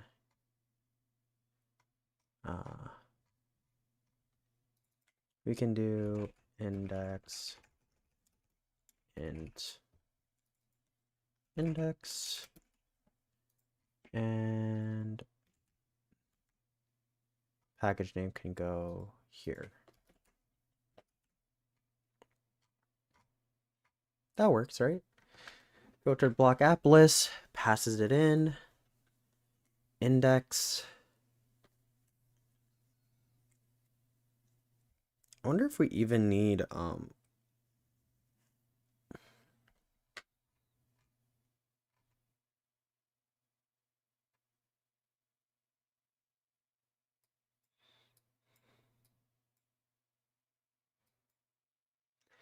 this needs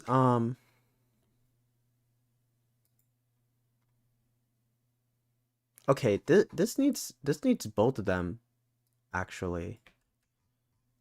So we should just put it all in here.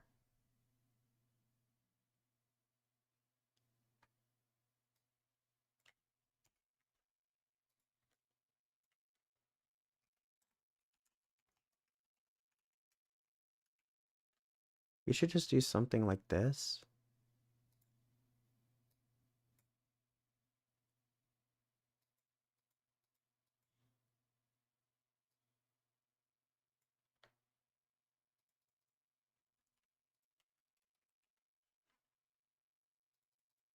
We should just return the index, and we should, oh no, because we create the filtered app here, we don't want to do it twice. Okay, never mind. This is correct. And I guess it doesn't really matter like that.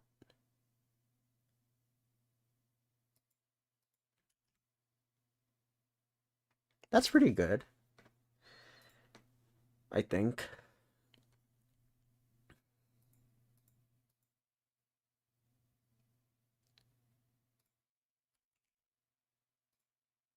Okay, cool.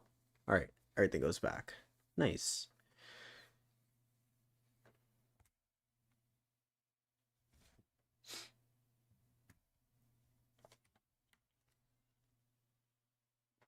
And now that this is in its own row, we can put this in a column, and we can do a divider with like height 2, 10 to start. Okay, that's pretty good. That's a good way to start.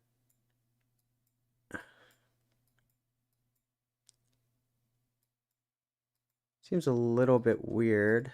Like the divider seems a little bit too, yeah. I feel like a lot of places like add a little bit of space. So it should be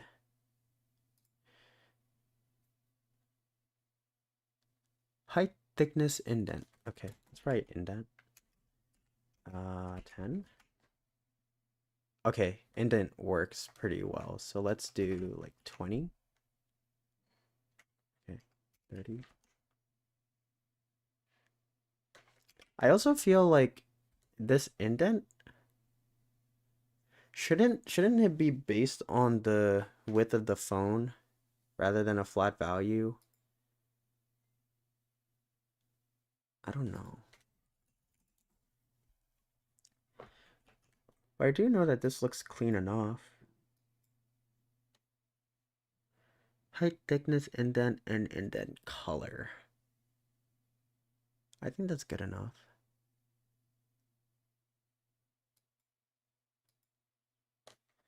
Let me see what it looks like on iOS devices.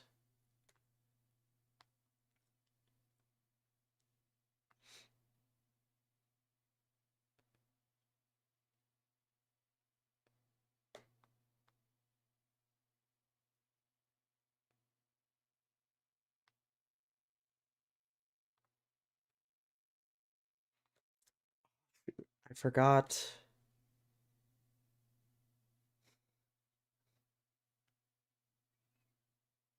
I forgot what I did for,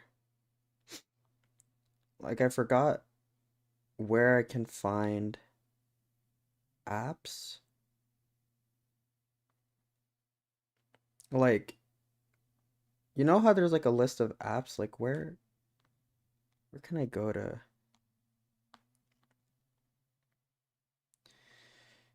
I know the setting apps has something for sure. So I'm trying to find like a list of apps that has like a slidable, like the slidable action like this. But I can't find it on my phone. I know it's on iOS somewhere. Screen time? I think it's screen time.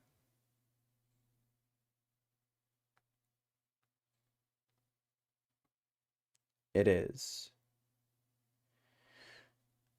They kind of have it like a section though.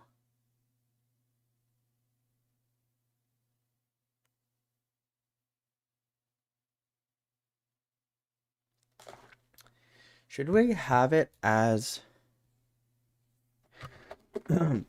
should we have it as a list or should we have them kind of like we have it here?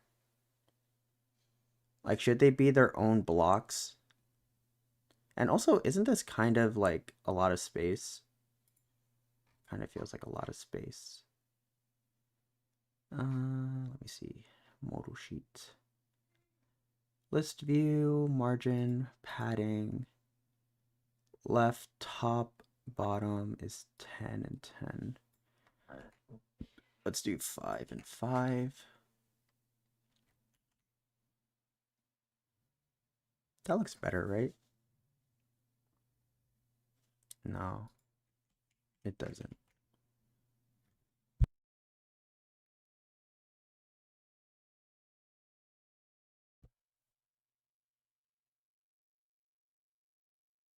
Maybe like 8. Yeah, that looks better. Okay. So should we just do it that way? Like, should they just be separate sections?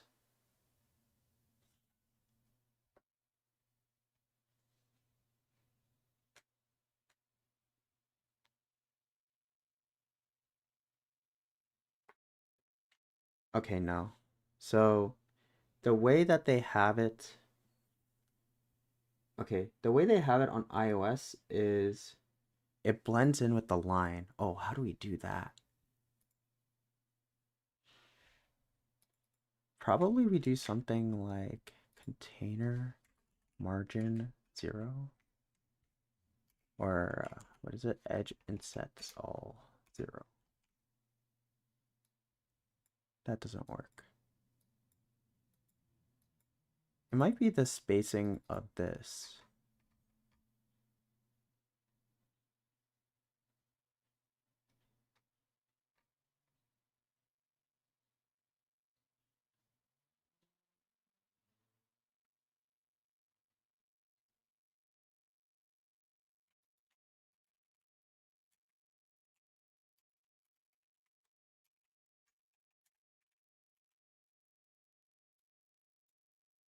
Okay, that doesn't work. There's still space in between. I think it's the divider.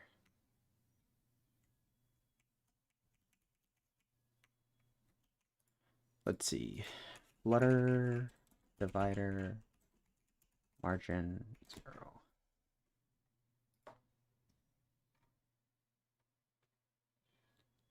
Just give a height of 1. Okay. We can do that. Height 1. Oh, there you go.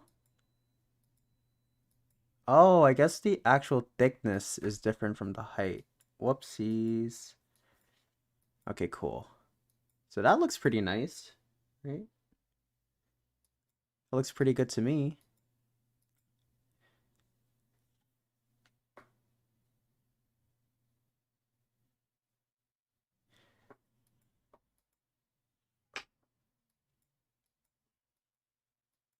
Okay, cool.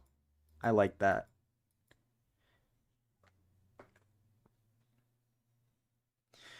Okay, and then this menu needs to be so that like when you tap this card, it opens a new page, right? It needs to open the specific page that has to do with this app.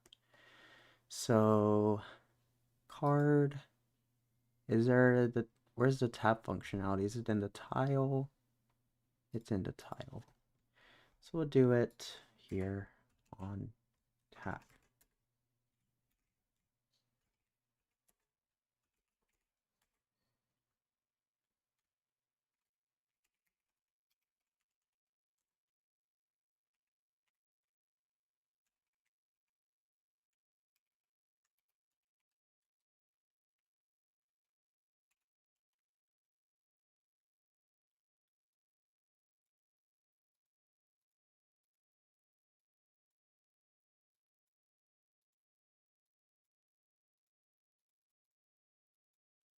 Okay, so that's good enough. This looks pretty polished. It looks pretty nice. I like it a lot.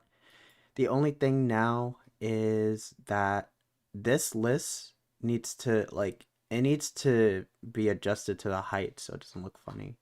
So the way we fix that is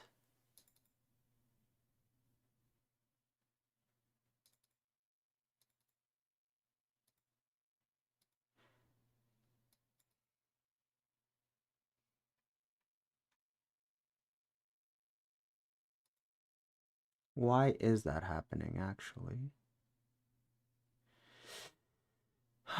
Another problem. Uh, is it the expanded that's like expanding it?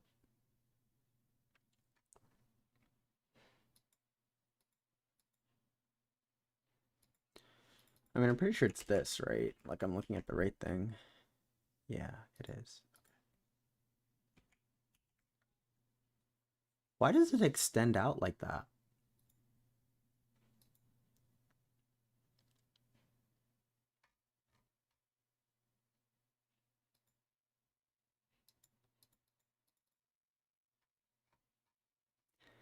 Oh, this is a weird bug. Weird bug, weird bug.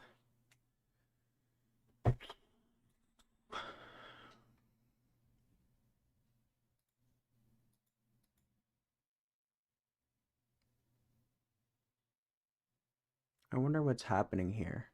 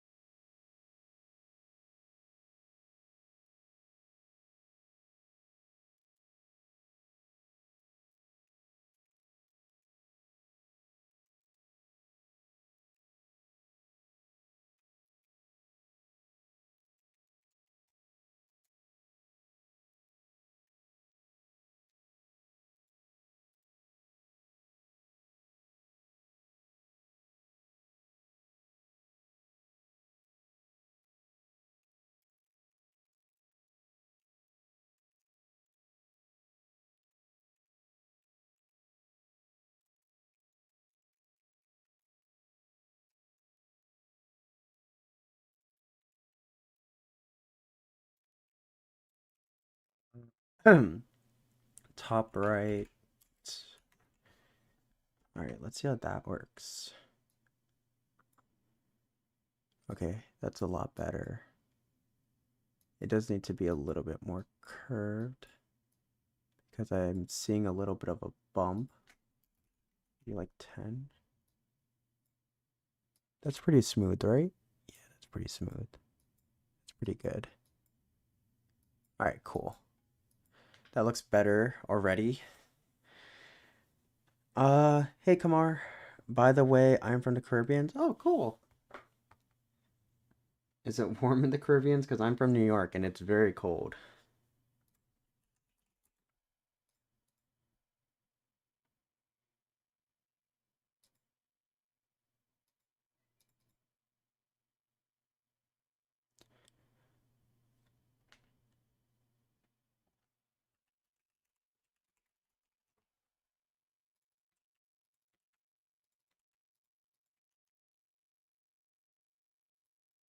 All right, and then the next thing that I wanted to do was I wanted to shoot.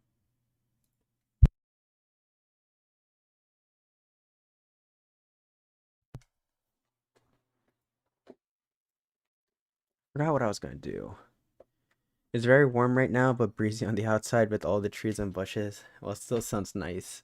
It's like 40 degrees here. It's very cold.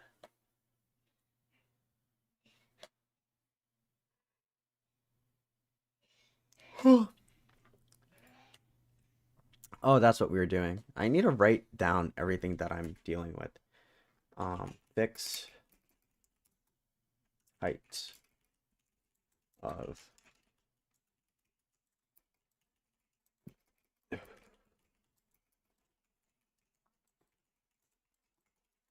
that's what we were doing.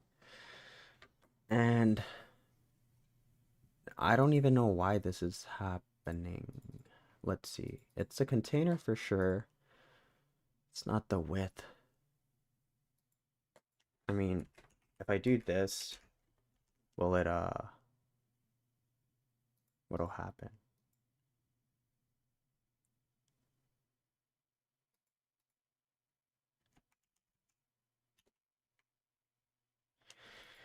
Okay, nothing happens. List view, item count.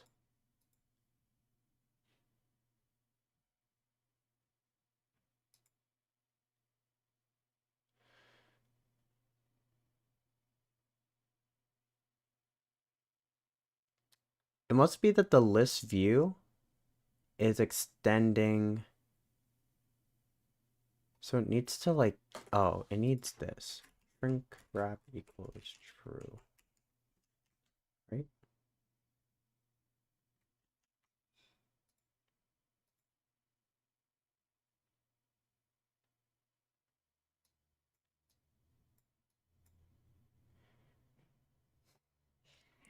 It needs to be like, it needs to not expand, essentially. But I feel like I did something. What did I do? I feel like I did something to make it. Oh, because it's expand. It is because it's expanded. It is. We need to do something like this.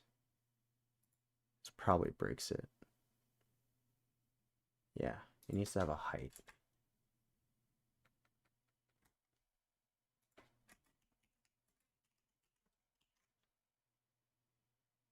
Does this fix it? No, it needs to have a size. Oh, wait, there you go. Wait a minute. Did that work? Probably not. Seems like it's still complaining. Nope, I think it's good. We shrink wrapped it. It's happy. Okay, cool. Um, the button seems a little bit miscolored. Yeah, there's definitely a circle around it. We definitely have to fix that. That looks really weird.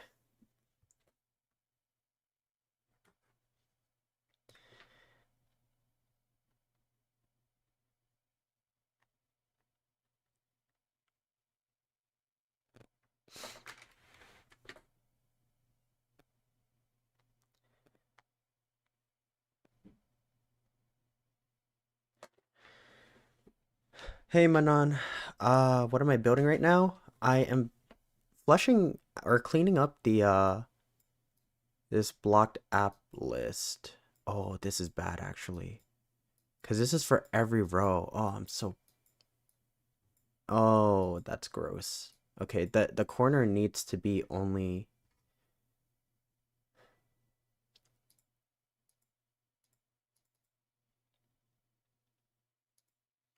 Okay, this should be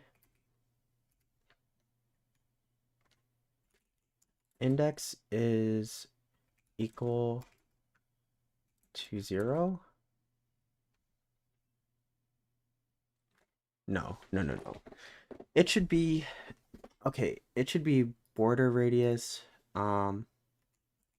first row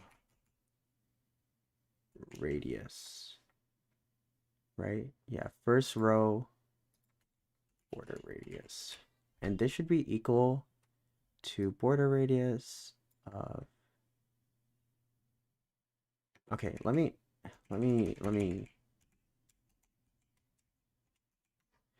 do this first, and then we can do border radius, first row radius, or first row border radius is equal to this.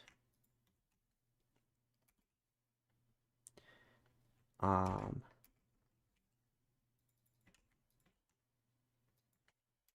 the last row radius is equal to bottom left, bottom right.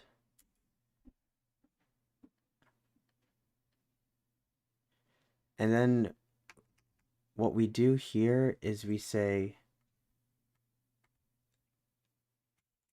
uh, border radius, um, border radius, row radius. Am I spelling radius right? I am. I always thought radius was spelled with the A. Whatever. Row radius is equal to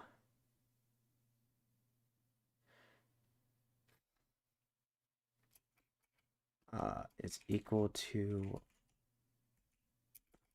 border radius dot all 0, and then radius circular 0. And we can say, and then we say if index is equal to 0,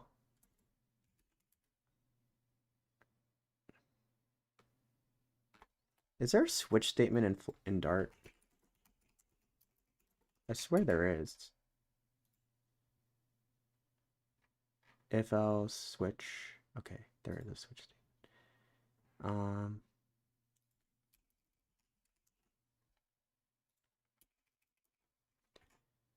And then what's the branch look like? Switch in case. Yeah.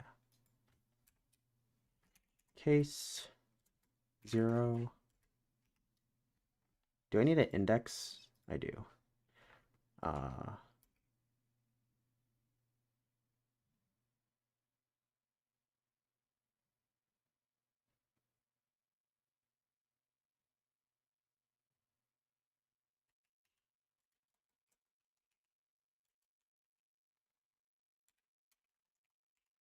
oh, do I need to do a break?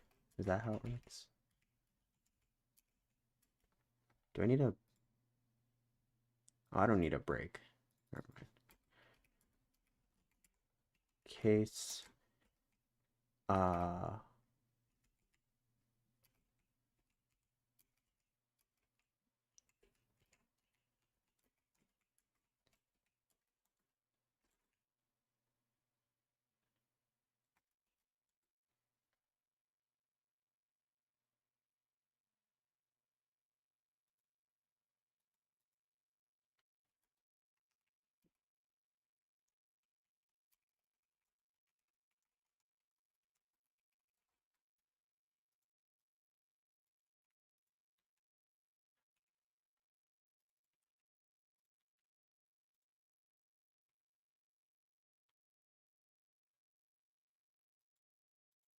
What the heck? Make it a valid constant?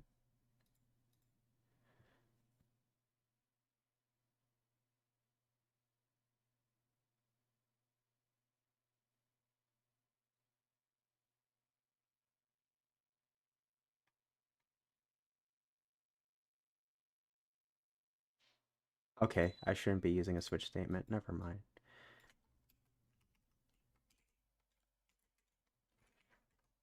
If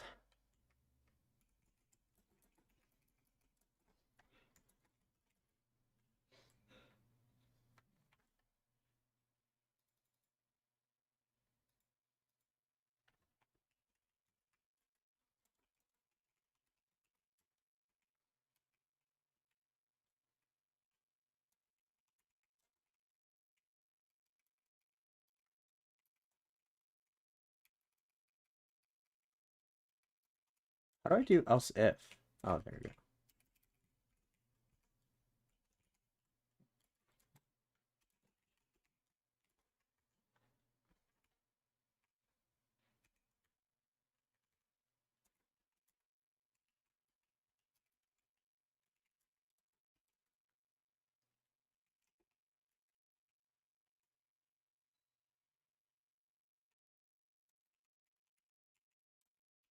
I feel like I should just instantiate it.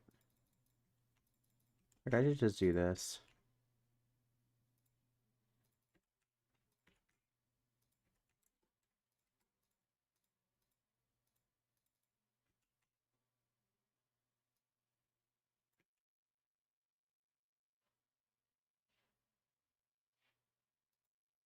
Oh, I guess I can't do that.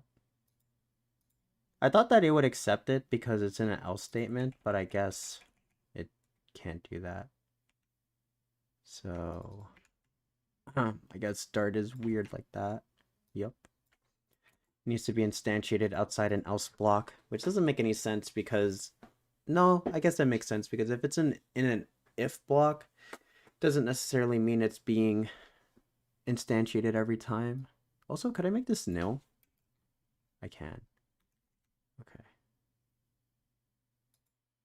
But I think it's fine to do that.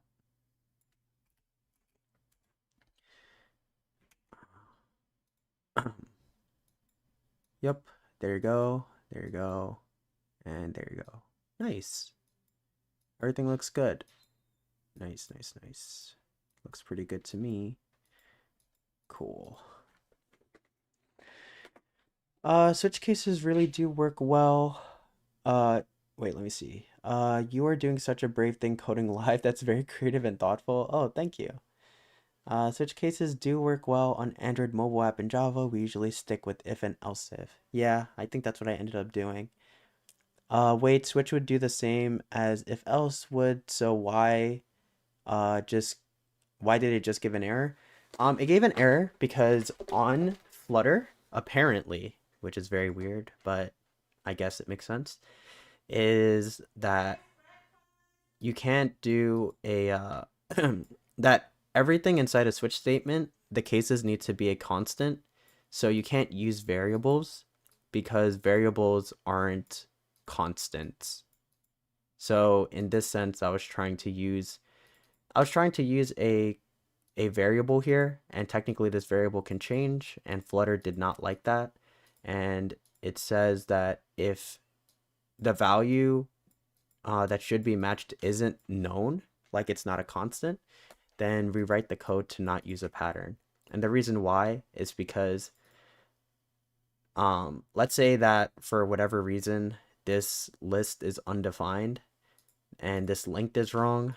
I mean, like I actually I don't see this really causing an error ever, but there's probably something about like just having safety with types and how you use types. So if there's a list that isn't allocated or isn't instantiated properly, then this is 0 minus 1, and technically in the switch statement it would check a case for -1, and that's not the case because sometimes it can also check a case for 5, like if the array does have a 5, like 5 objects. And if we have 4 objects, then the length -1 would be like whatever. If there is 5, then it would be 4. So the switch statement would always be different. And even though it makes sense to all of us, I understand why they don't want us to use a switch statement. Um, but yeah.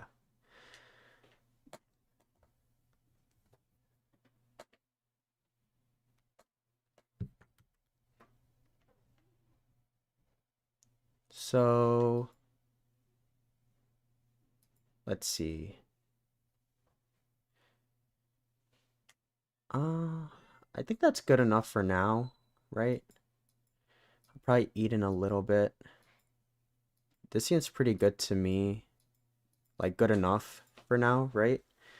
So let's close this out. Let's what do we do here? We'll save all of our changes. We'll put a commit in. We also added a file, so we need to add that file, and then we could say refactors and blocked at page polishes and git push. Hopefully we don't break anything. I feel like we might because I was messing with the expanded widget, but we'll see. Hopefully not. I hate when my tests break because it takes forever to figure out what's wrong with them. Okay, nice. Cool. All right. We are not doing anything. We are not extending the stream to debug some stuff on tests. Okay, cool. So, yeah, I will be back later, guys. I have a birthday dinner to go to at 5 p.m., which is about like 3 hours from now. And then I'll be back at night to code some more. I have to go to the office though. So I will see. I will try to come back as best as I can. But thank you guys for watching. Hope you guys enjoyed watching me code. I hope that you guys are coding along with me and being productive as well. And if not, then hopefully you could be productive next time. So happy New Year's. Thank you guys for coming. This is going to be a great year. I'm excited for what'll come, and hopefully the channel will grow. Hopefully the community will grow, and we could all have a great year going forward. So yeah, I'll see you guys later. Thanks for coming. Bye.